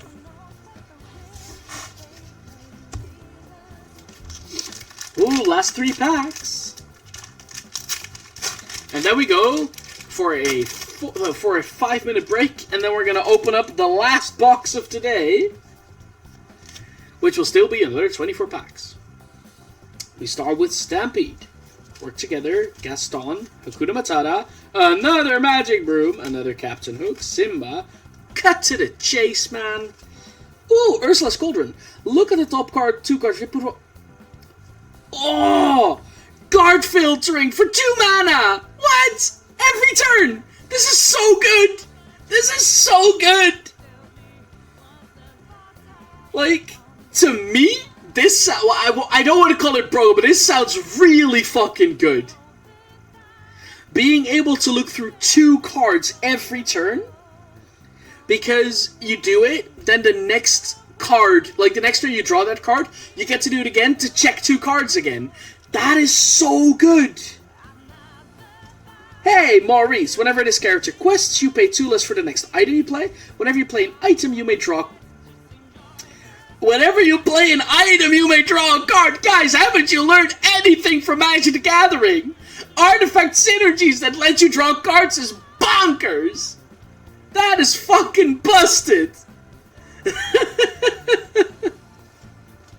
Another Dr. Facilier. And a Foil Maleficent. Also here, a 3 mana 2/2. Whenever you play this character, you may draw a card. That is fine. Oh, Maurice. Like, Maurice and Tamatoa, that is going to be fun. Holy shit.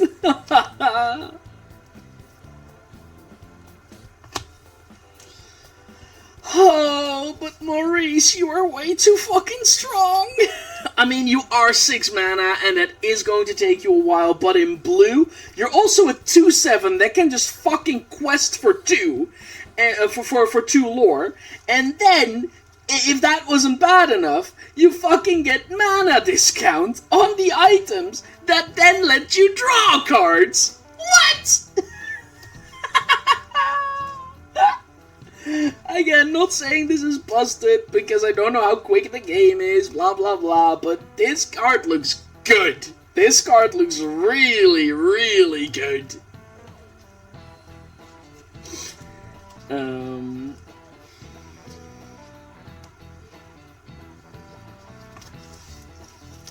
I mean, that this, like, that Maurice isn't, like, a super rare or a legendary. Damn. What I do like, by the way, is that most of, like, almost all the legendary cards are pretty high mana values, so you can play most of the games without having the legendary cards, since they are just end game cards.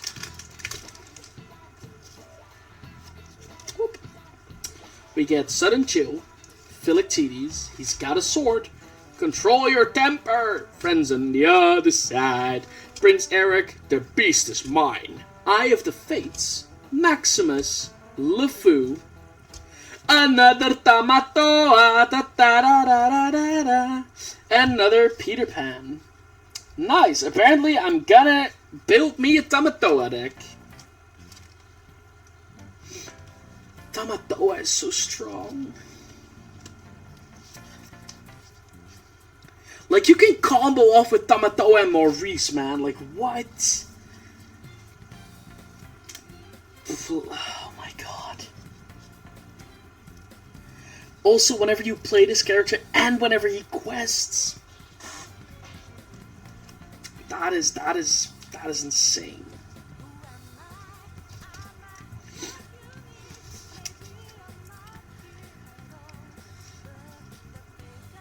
Yeah. Well, I'm not sure if you could do it on one film, because like this would be like Tamatoa and Maurice. So I don't like that. That wouldn't, of course, be like one movie, but I still think it's like really good.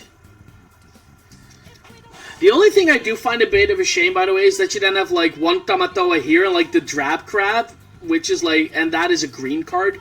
So if you want to play both Tamatoas, you're kind of like forced into that combination, which is a bit of a shame. Okay, last pack. Kiss it for good luck. First you sniff the cards, now you kiss the packs. What is this? Okay, we start off with a good one. We started with the man, the myth, the legend himself. Magic Golden Flower, Scar, Timon, Dr. Facilier, Goons, Smash, Shield of Virtue, Befuddle, Captain Hook, Shift 3, Challenger +3, character with cost 3 or less can't challenge this character. That's good. Part of your world, and Coconut Basket.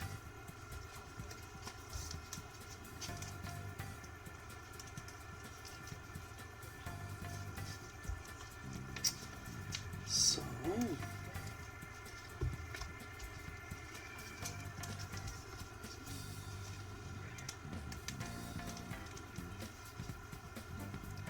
And since we're 1.5 hours in now, so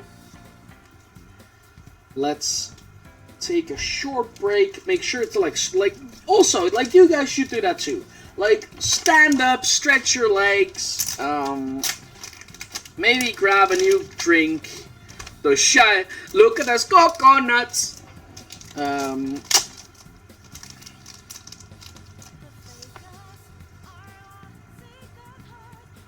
Shiny.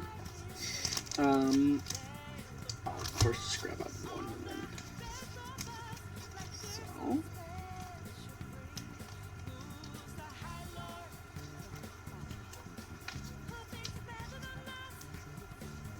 Whoop. Let's put these 3 away for now, because these are old rares. Then what we're going to do is we're going to have a 3-minute break in which I can stretch my legs, because my legs are going numb.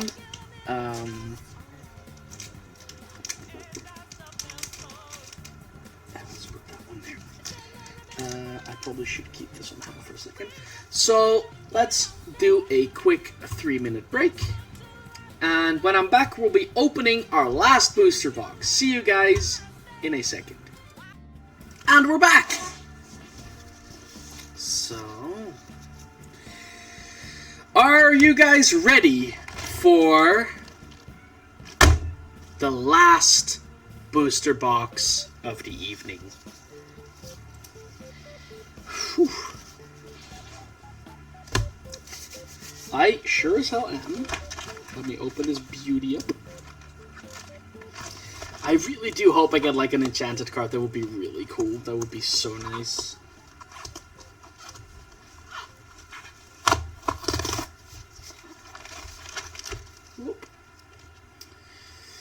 I hope so too. Definitely fingers crossed. By the way, I'm just gonna move this one because it's easier. But this is oh, I can't really move it really that well. Give me a second. This is what the damage looks like. Oh, you can't really see it because of my. Yeah, can you go a little higher? Yeah, there we see. There, look, and there's like a lot more like right underneath here. It's like, wait, I'll just push it. There we go. You can see like all the packs that I've opened already. There we go.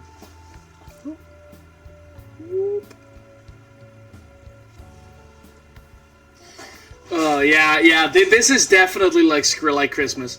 I need to. Okay. So, let's start with the final booster box. Just gonna put it over here again. grabbing the first 8 packs. I am gonna go through them just like I did. Oh, I probably should open. Yeah, I'm gonna need a second pack of these again. That means I have used about 400 sleeves, just the outer sleeves, when I'm done with this. And that doesn't contain, like, I am going to sleeve, like, at least a play set of each of these cards. All of the chaff. Because I want everything to be nice and clean when it goes into the binder. Whoop. Yeah, like, I bought 2,000 at some point, because I like to sleeve my board games as well. Because if you're not sleeving board games, well, why the fuck do you even buy them?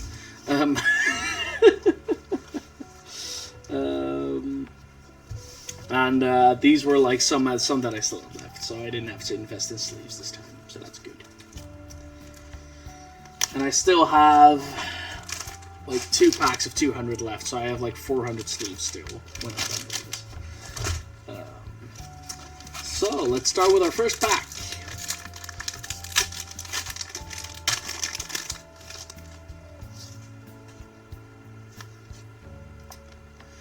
My favorite board game. Okay, now you're asking me. I think right now it would be Stuffed Fables. Stuffed Fables is like D&D, like Baby's First D&D. But then it has... wait, can I? Yeah, I have the box here. So, this is what Stuffed Fables looks like. And, there. And you have, like, you play, like, as plushies. And, you are playing inside this massive story that has multiple chapters, etc. It is, like, a great game to play. Like, it does take 3 or 4 hours, of your evening. But if you're like, just sit there enjoying, just like what we're doing right now, take some breaks every now and then, it's A-okay. We start with Donald Duck, Goofy, Hakuna Matata, a Magic Broom, a Stampede, Hercules, Simba, a Tigger, Pascal, ooh, another Lantern. Lanterns are good. Aladdin, and the Christoph. I think I will be sleeving my rares later, because otherwise it takes like a long time to fix everything again. I'll sleeve my rares per 8 packs.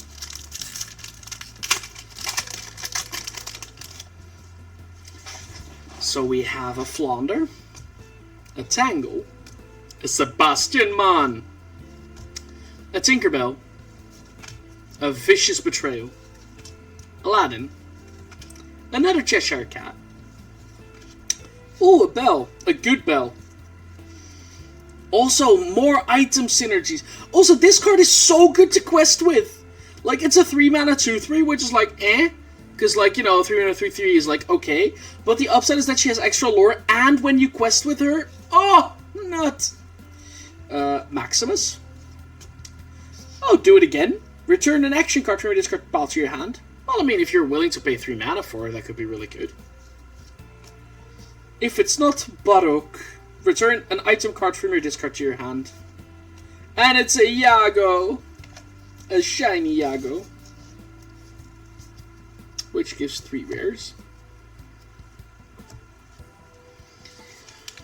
Now, like, another favorite of mine is Villainous, actually, which is a Disney-themed board game, or also mainly a card game, but you know, you should look that up too. It is really cool. I'll show it to you next time when I'm on stream, I think. We start with a nice Mufasa, an Abu, a Timon, a Tinkerbell, a Peter Pan, Captain Hook, Starkey, Fan the Flames. Ooh, Anna. I like this Anna. The White Rabbit's Pocket Watch. 1 and tap. Choose character. Chosen character gains fresh. Like this with Mother Gothel? Like you play this on turn 3, you play Mother Gothel at turn 6, you exert her, and then you just like fuck somebody's shit up. Like that could be so good. A Genie. On the Job. And a Scar.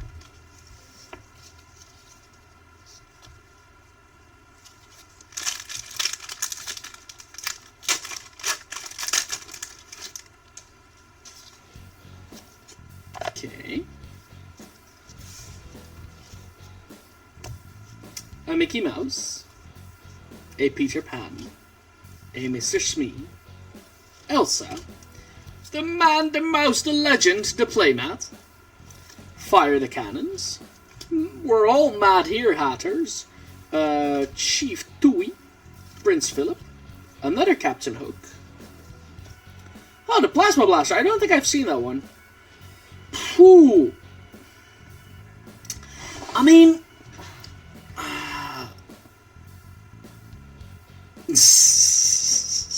I definitely want to play that Dark Souls board game if I'm able to come over to your place at some point. Also, the Plasma Blaster... Like, Pi, what do you think? Like, it's a 3-mana artifact that says tap, pay 2, deal 1 damage to chosen character. Maybe for, like, recurring damage, like, having 2 mana left at a turn could be, like, pretty easy, but... And a foil Rafiki.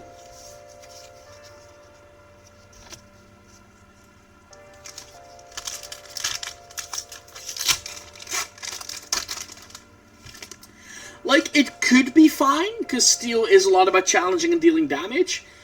But, like, it could be good to get rid of for evasive units, I guess. But again, not too great. Mufasa. Another Pongo. Simba. The Wardrobe. Aladdin. Break. Smash. So we're first gonna break and then we're gonna smash. Okay, cool, gotcha. Dragonfire. Sven. My Hades! This is the one I mean! This is the one I want to build a deck around! Yes! Hades! Woo! Sorry. What this Hades says is shift 6. You may pay 6 and play it on top of another Hades.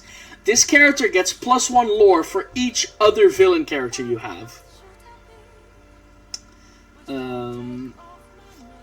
Rapunzel, a legendary that I don't already have. And a shiny legendary Hades! Woo! Fuck yeah! Okay, sorry. This is a good pack. Oh, nut. Hey, little blondie. Yeah, this pack is fire. When you play this character, you may put chosen opposing character into their player's inkwell face down. Ah, that is fine, darling. As long as you're enjoying it. Thank you so much for showing. You're coming in at a fire pack, so apparently you're bringing me luck. I am gonna sleeve these because these are foil legendaries. Or at least legendaries should always be sleeved right away. Woo! Well, we just got into our last box. I've opened a lot of cards already today. But this will be the last box I'm opening today. But, like, this... Oh, man, this pack feels good. Like... Well, I am sleeving... Well, I'm sleeving all the rares and legendaries, but I keep them on this pile, like, on the left here. Because otherwise I have to stop every time I open a pack. But all the rares and above and the foils, I am even double sleeving. Even his shirt has sleeves.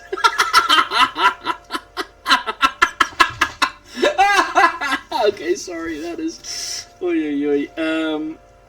Oh, but like, look at this, the foil Hades. Ah, yeah, man.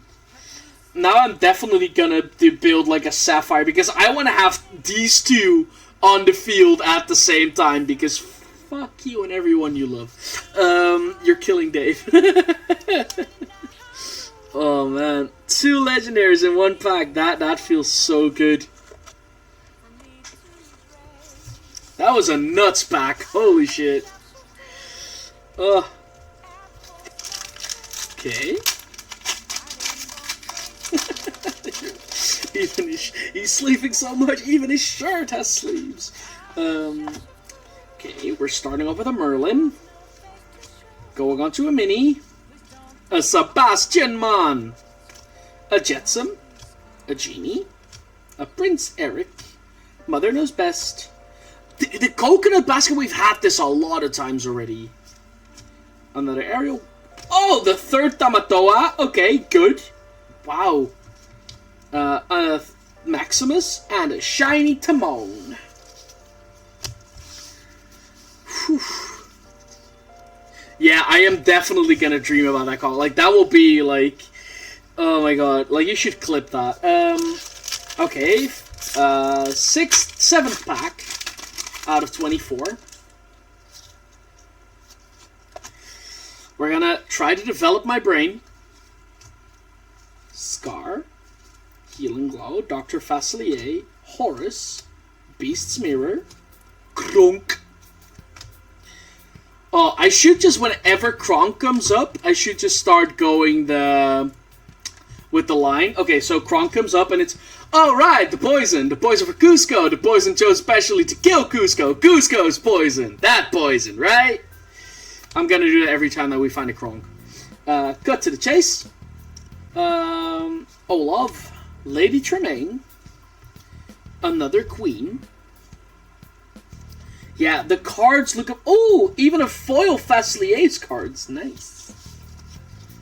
Like, I can show you. Like, we've got a couple of legendaries already, and even some shiny legendaries, which is really good. So we got Rapunzel. Wait, let me clear up some room. We got Rapunzel. We got Hades. We got Stitch. We got Elsa. We got Belle. We got Beast. Maleficent, and Ursula. So these are all the legendaries right now, and these two are foil, and these aren't. Whoop. So that is a lovely pack of cards right there. I swear to God, the freaking 2 Hades in 1 pack. Oh, giga nuts. Let's go for the 8 pack. Also, notice how I'm wearing sleeves. Like, after this, I have to use hand moisturizer again because my hands are so dry.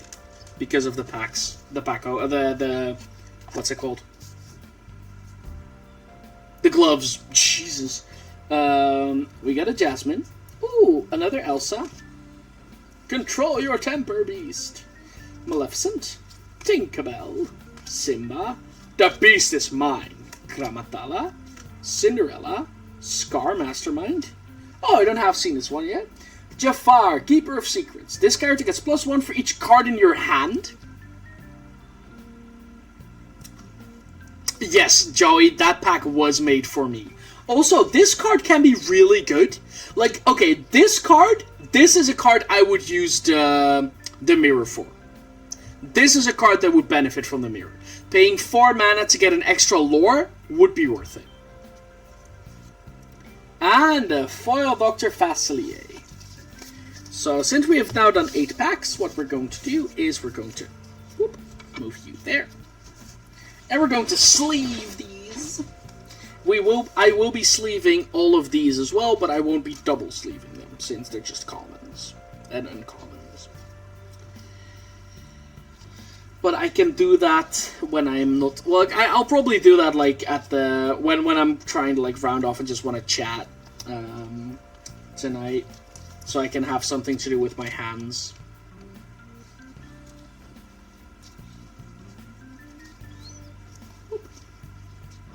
I think the best...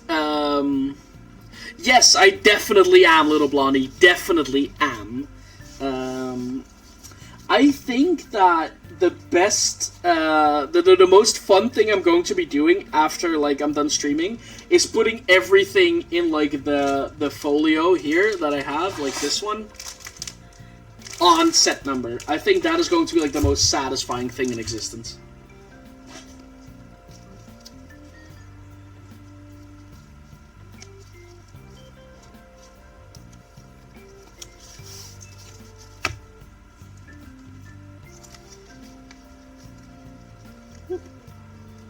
Order my sleeves again, so I can just grab them from the pile. These are also upside down, so I'll keep up as well. Oh, is it also so hot at your place, Little Blondie? Like, I am smeltering here. Whew.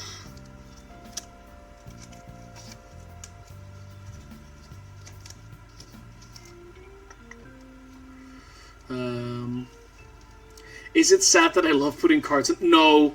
I have the, like I just said to Pi, I am the exact same. It feels so satisfying. Like giganut.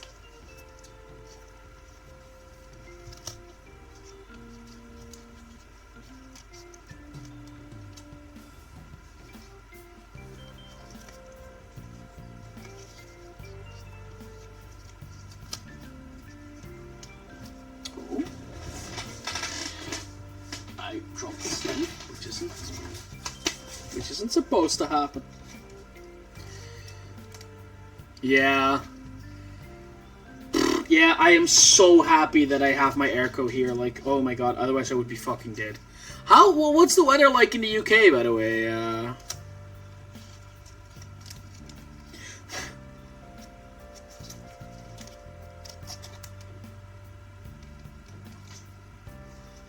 Like you wouldn't believe it, man.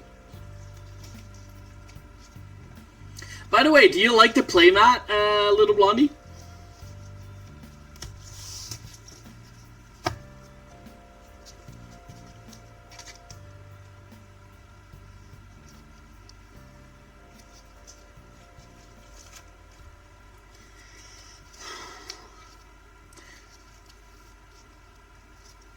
Oh god, yeah. Whew. Do you guys have, like, air conditioning at your place or not?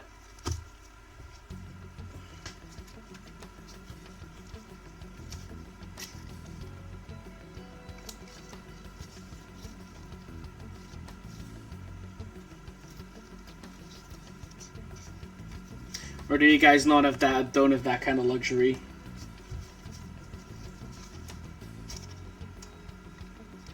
Well, I mean, hey, since a couple of years, oh, I definitely would. Like, the Netherlands is supposed to be the exact same thing as the UK, like, the weather usually is crap, blah, blah, blah. But, nope. I need an air conditioner, otherwise I will not sleep for a year. Or at least for a couple of months at this point.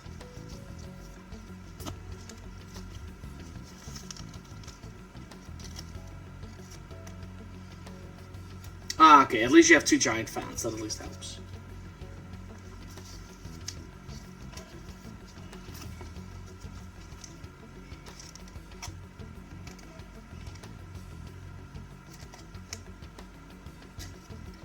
I think it's going to get hotter each year, so might as well, yeah. Like, yeah, same. I think that, like, and that's pretty interesting, because, like, you were talking about global warming and stuff, right? And even though it looks like it's really bad and it's, like, all our fault, apparently this is just something that happens every, like, 100, 200 years. If you, like, look back on, like, data statistically, every so many 100 years or something, it, like, the temperature rises and then it goes down again, so we're probably not too far gone at this point.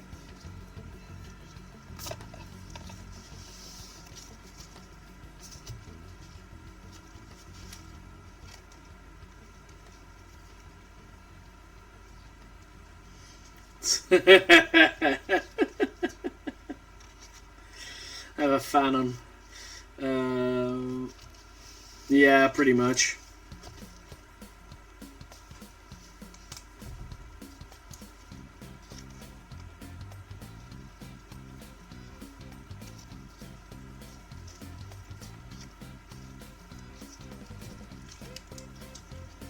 Well, I mean, okay, no, never mind. No, never mind. I am like, no, I am not gonna say this because I still want to upload this to YouTube. Never mind.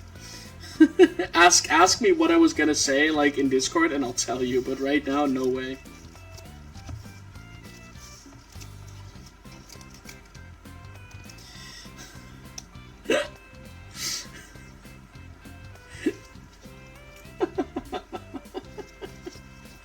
Oh man, it's already 12 o'clock. Poof.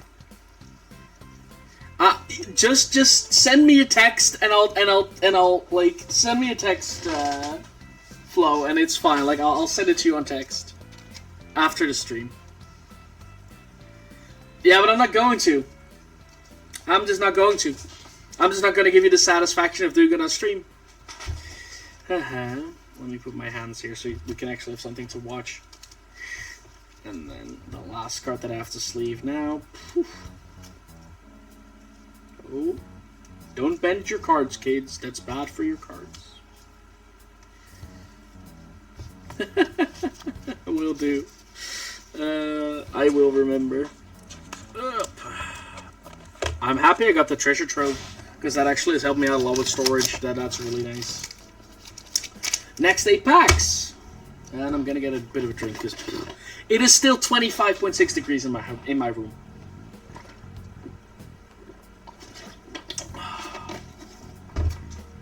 By the way. Whew. By the way, Flo, you never guess who I got a text from today.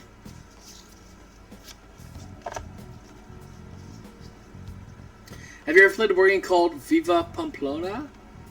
Huh. No, I don't think I have, but it like, the game does ring a bell. Jamie, by the way, Flo.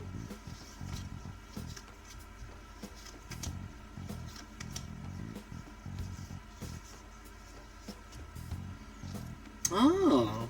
Well, I guess we're playing that as well when I'm coming over. I'll send you the details about it later. But it was actually quite a nice / okay conversation we had. Oh, another Stitch! Hey. Nice. Nice.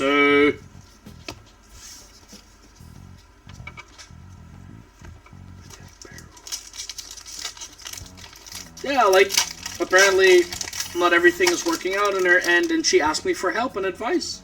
So, you know, I obliged. So first we got a Donald Duck. He's got a sword, Pumbaa, Jafar, Duke of Weaselton, Tinkerbell, Juba Jukiba, One Jump Ahead, LeFou, another Maurice. Oh my god, this Tamatoa Maurice deck is coming together. It's all coming together now. Another Stitch Legendary, and a nice foil. Nice. Let me sleeve that bad boy up right away.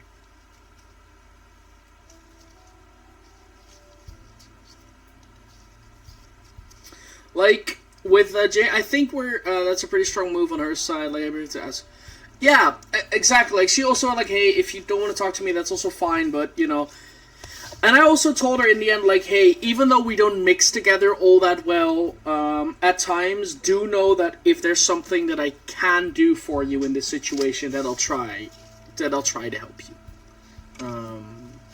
So I do hope that, you know, as I also said, we are not going to be able to go back to our,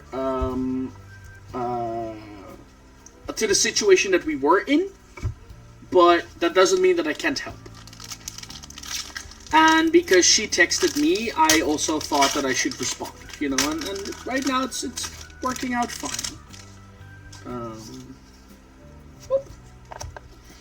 So we have a Maleficent, an Aladdin, Minnie Mouse, I got friends on the other side, Megara, Simba, the Frying Pan, the Shield of Virtue. Ursula's Cauldron is so good! This is such a good card! Ah!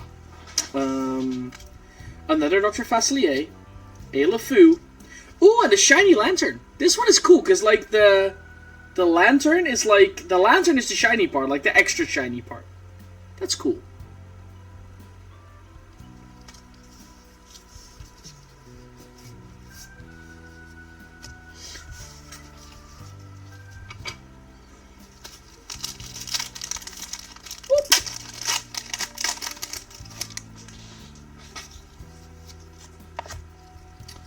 A Flounder, a Sergeant Tibbs, a Dingle Hopper, an Yzma, a Stolen Scimitar, a Beast Mirror, a Tamatoa wasn't always Little Tramp, a Scepter of Arendelle, which is just, again, chosen card against support. This is such a good one-drop, and you definitely want to run this in Maurice, and you can play this for free of Belle, the Tinkerer, by the way.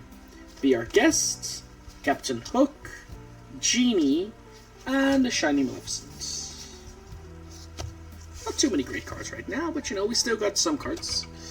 Yeah, I like that Lantern foil. That is such a good one.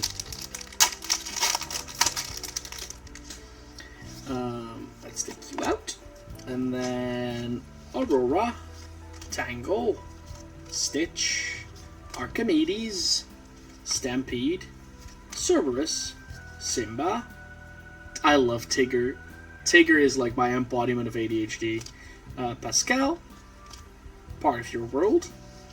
Hans, and a shiny Cerberus, or foil. Why do I keep calling them shiny? Well, I mean, they are shiny, but they are foils, though. Oh, I'm still waiting for a couple of legendaries, actually. But, you know, we still have a couple of packs left. Work Together, Gaston, Hakuna Matata, Magic Brew, Sudden Chill, Goons, Cheshire Cat. Nice, another bell. Oh, we're definitely going to build the blue deck. Maximus. If it's not Bark. Another Maleficent. Oh, nice. I am going to have to sleeve that immediately. Because it's a legendary.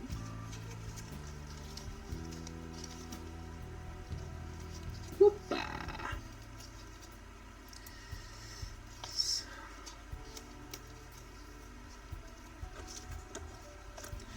So, and well, I am a little sad that I had to like turn off all the rewards for today. But going Sunday, we can do as many rewards as you would like.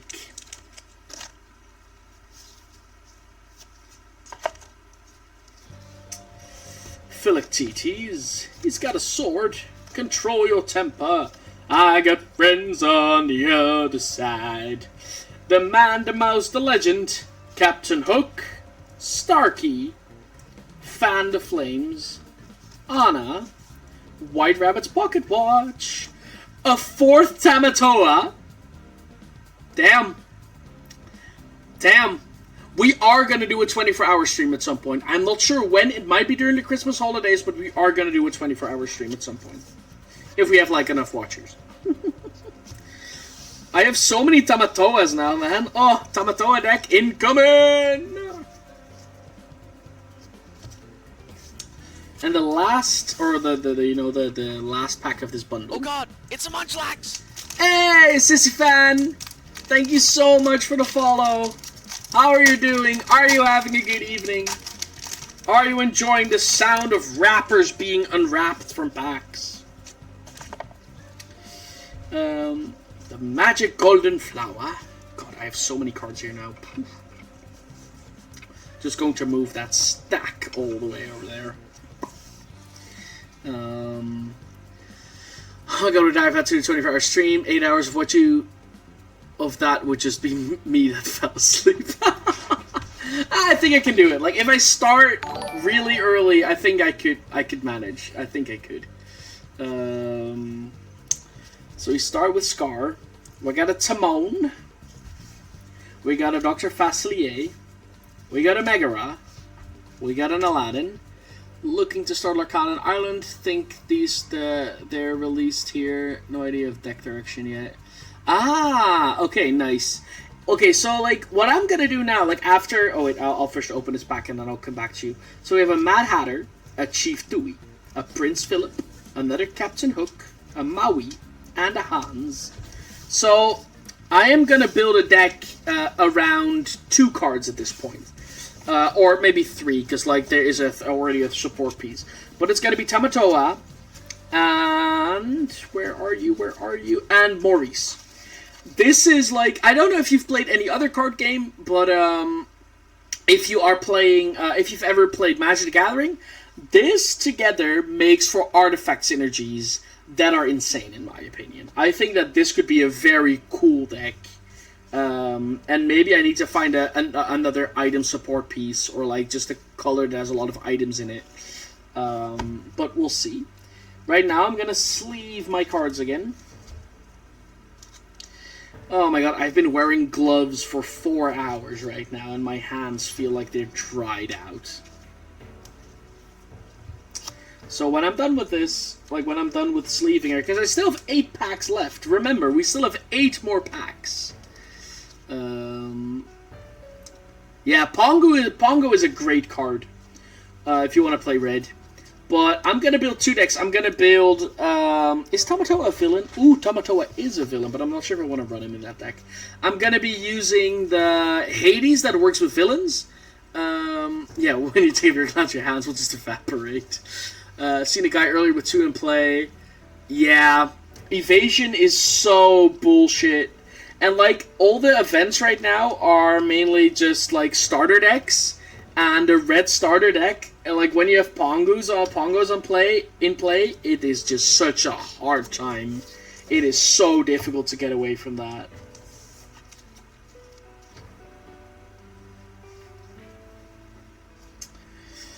But I hope you're having a good evening, Sissifan. My name is Dave, by the way. I am a Dutchie, and I stream mainly in English, since I just love speaking English.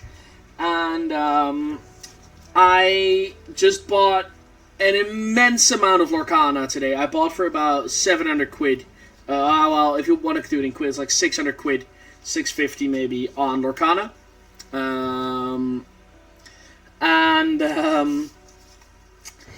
I am planning to work on a lot of Lorcana stuff, so I might actually start deck building on stream, take it every... is an English... Yeah, I am an English guy in a Dutch body, definitely. It's very funny, because a lot of people usually think... I'll go back to Tamatoa in a second, after I finish my hand. A lot of people actually think that I am... that I'm Canadian. So, what Tamatoa does is, whenever he enters play... I'll have you, like, read it here. Whenever he enters play...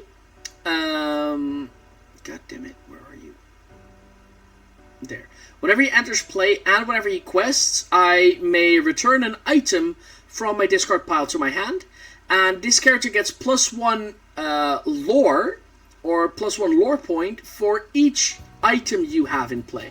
Also, Canadian, why? Apparently it is that I put a weird, not a weird, but it's put an emphasis on my O's, apparently. Like an emphasis there, and I put like on some other, vowels that I put emphasis on. But the cool thing is you have Tamatoa that does like the 1 lore, and then you have Maurice, if I can, yeah, here, that says whenever he quests, you pay 2 less for the next item you play this turn, and whenever you play an item, you may draw a card. So it is just such a good item synergy, and you have Belle, which is a 3 mana card that does almost the same thing as Maurice does, but like lesser. So Belle does like removes 1 ink cost of items when you quest with her. So I think that there's a lot of possibilities for item synergies. And I don't know if you've ever played Magic, but in Magic, items would be called artifacts, and artifact synergy cards are usually fucking busted. And since blue, it's very funny because blue is also a ramp color in this game. So it's actually not even too hard or too difficult to get to the point where you want to have Tamatoa, because there's quite a lot of cards that make you put extra cards in your inkwell. Like, I think I want to make this Amethyst Sapphire deck, because there's just so many good either draw spells in Amethyst, and there's some nice items in Amethyst as well. And then you have blue for ramp. Well, apparently it is not as bad as you think it is. Like, what we see on, like, TV and that kind of stuff, it's, like, the overly exaggerated stuff. But people always think that I'm a Canadian who lives pretty close, used to live closer to the border of America. Oh, by the way, I love this foil. Oh, this foil.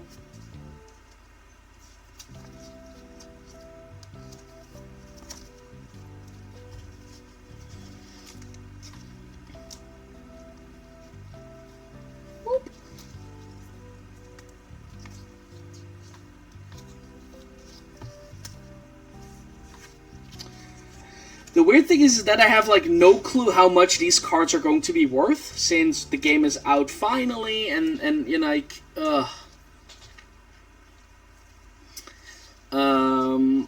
so prices might drop a little, but also might even increase, depending on how scarce the products will stay. But, yeah.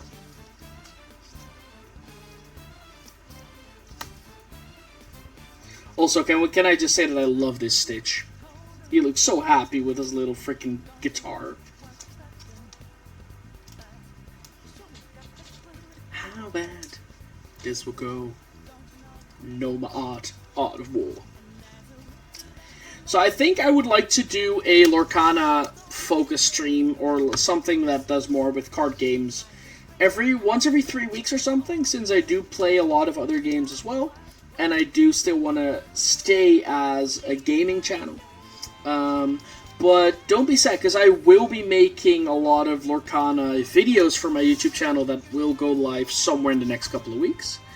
Well, I mean, don't you have Jan? And, like, Jan is pretty much a Stitch.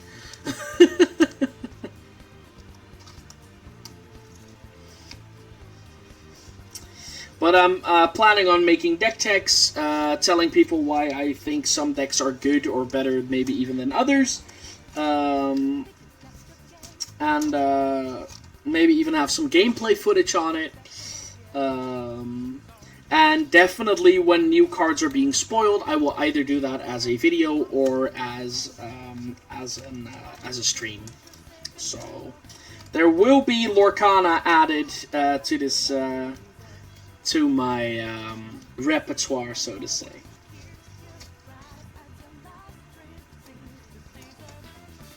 And then the last one for now, and then we get to open the last 8 packs. Hopefully getting an enchanted card. I probably won't, but, like, you know, if I can get one, it would be pretty fire.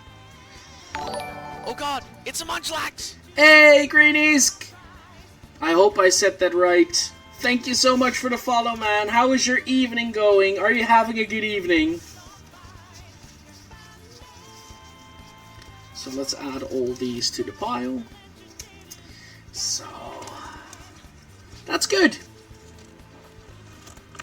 Whoop. Are you also a Lorcana fan? Were you able to acquire boosters? Whew, my hands are a bit clammy. Let's start with the final 8 packs of the evening. Bum, bum, bum. 2 decks and a booster pack. Nice. Did you get anything good out of it?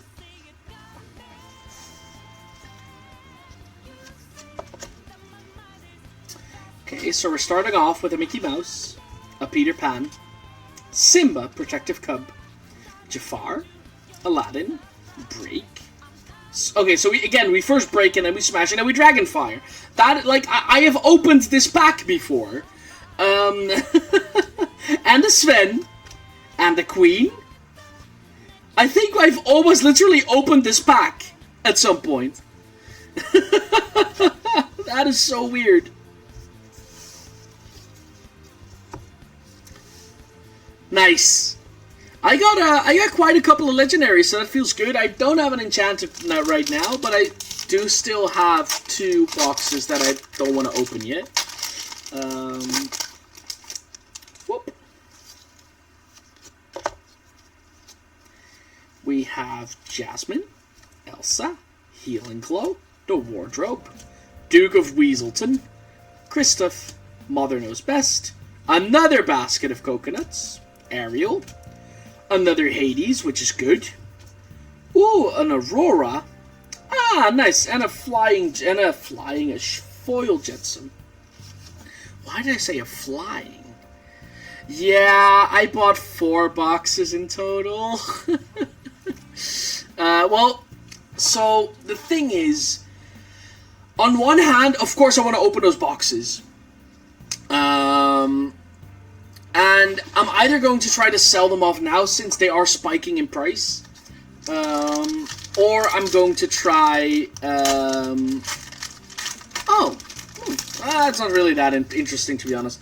But I'm either going to try to sell them and get some new boxes while they're being sold, and otherwise I am just going to leave them closed. Either for later down the line if maybe packs get worth a lot. So I'll see what I have. Maleficent, Aladdin, Minnie Mouse, another Jetsam, Horus, Cerberus. Alright, the poison for Cusco. The poison chosen specifically to kill Cusco. Cusco's poison. That poison? Right? Kronk. Cut to the chase. Olaf, Lady Tremaine, Maleficent, and a Starkey.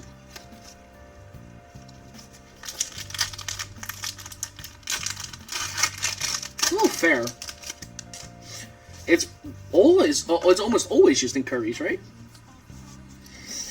Work together. Pongo. Greedy Pie. Hey. Freeze. Stolen Scimitar. Prince Eric. The Beast is Mine. Gramatala. Cinderella. Another Magic Mirror. Ooh, Gantu! I don't have that one yet. Characters with cost 2 or less can challenge your characters. That is sick. And the foil horse. Let me. Whoop.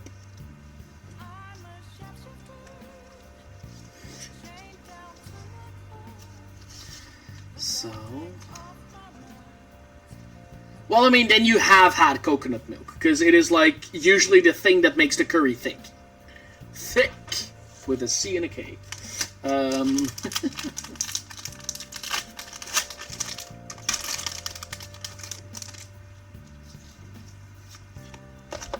Okay.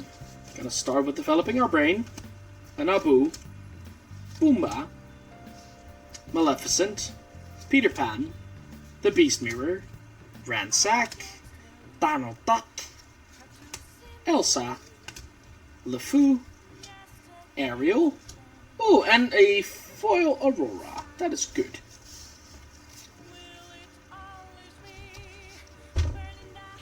Oh my god, there's only 3 packs left! Ah! Donald.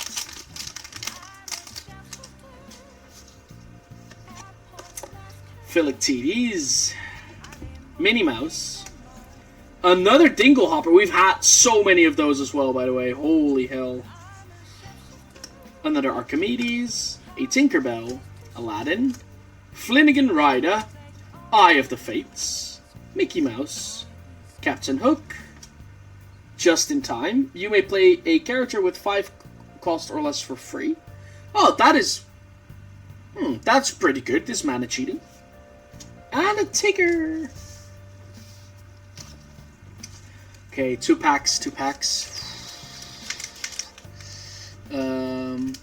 Nice! So jealous that people get enchanted, man! Ah. Okay. There we go. Yeah, we are gonna need a forklift for all those Dingle Hoppers. So we have another Merlin, a Gaston, a Mr. Smee, Elsa, Genie, Drake, Beast, Captain, Befuddle, another Genie, a Mother Gothel, and they work together. And then it's going to be the final pack, and I hope that there's like at least a legendary in this. Yeah, like those things are freaking 400. Those are extremely expensive. It's insane.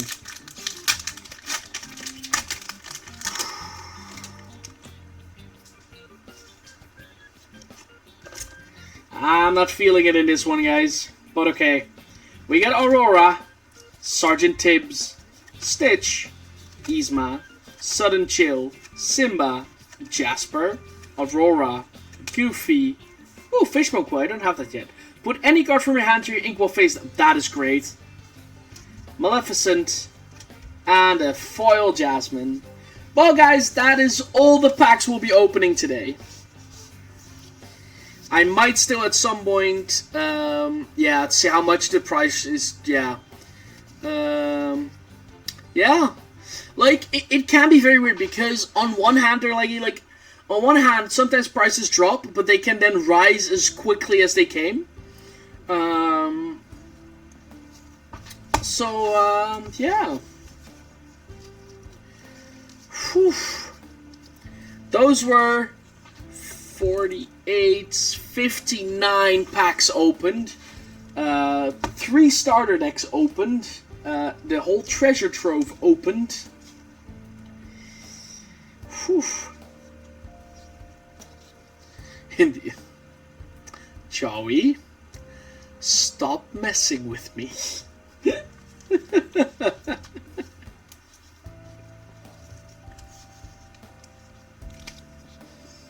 Oh man. Nah, that's also one of these where I'm still gonna keep the boxes shut. Like, if the price drop on boxes, for example, becomes like a big thing, I'll just open them up anyway. Well, I do have them, but I'm not sure if I'm gonna open them or just keep them closed for now. Flo. No, I'm not gonna do that. Nope, not gonna be doing it. Definitely not. Not even a little.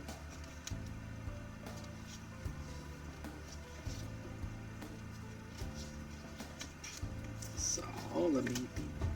I love sleeving cards. It is such...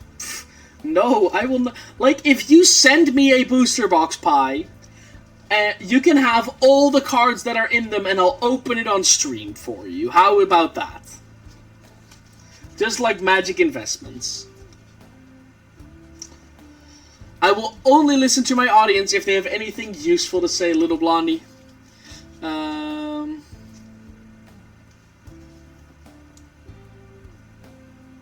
Yeah, definitely. Secondhand market is being a bitch right now for Lorcana boxes.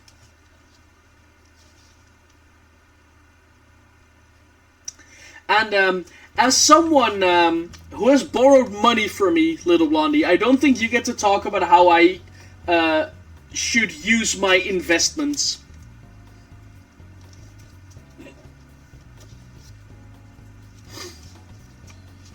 Love you.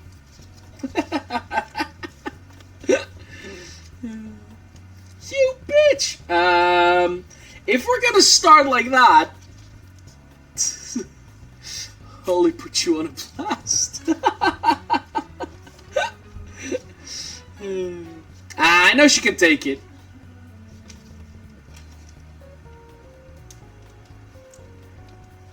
Well, good luck with that. I mean, not like I'll feel anything for it anyway. You're not strong enough.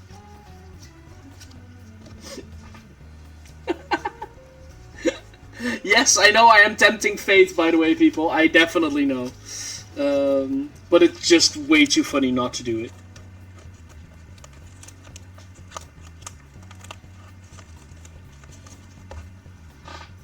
Ah, you're too tiny. You can't even reach my face.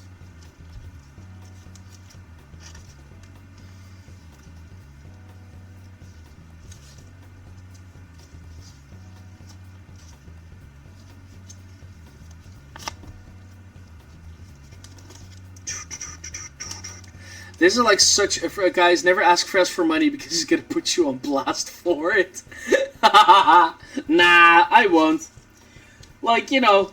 But the thing is, if you're gonna try to push me,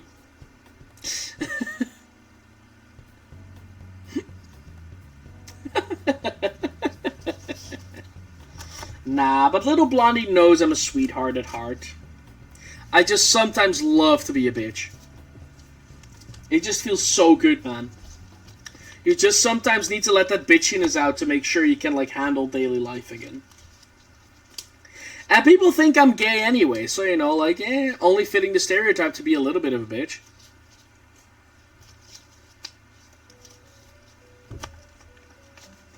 So...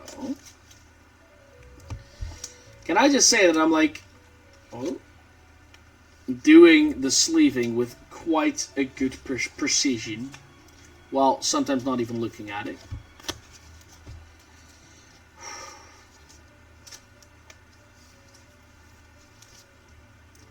Ah, fair. I usually get it because I'm just a very feminine guy, in a sense. Like, I also call people dear and darling, usually because it's easier, because I have so many people that I know, that make it that I sometimes forget people's names. Yeah, I know, right? Like, I always try to explain it to people like this. Like, I could probably be happily be in an emotional relationship with a guy. I could probably kiss him and enjoyed it, but his has never been like that thing has never been exciting to me.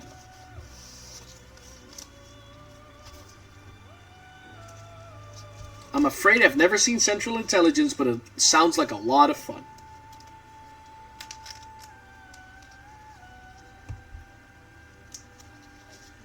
Oh, definitely.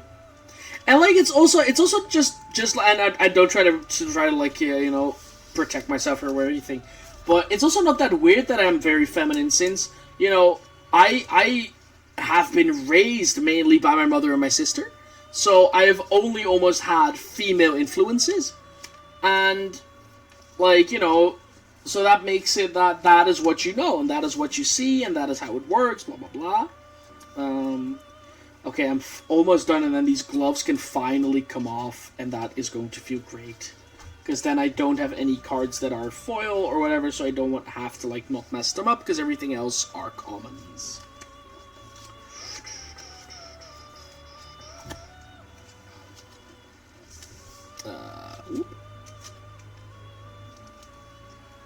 There we are.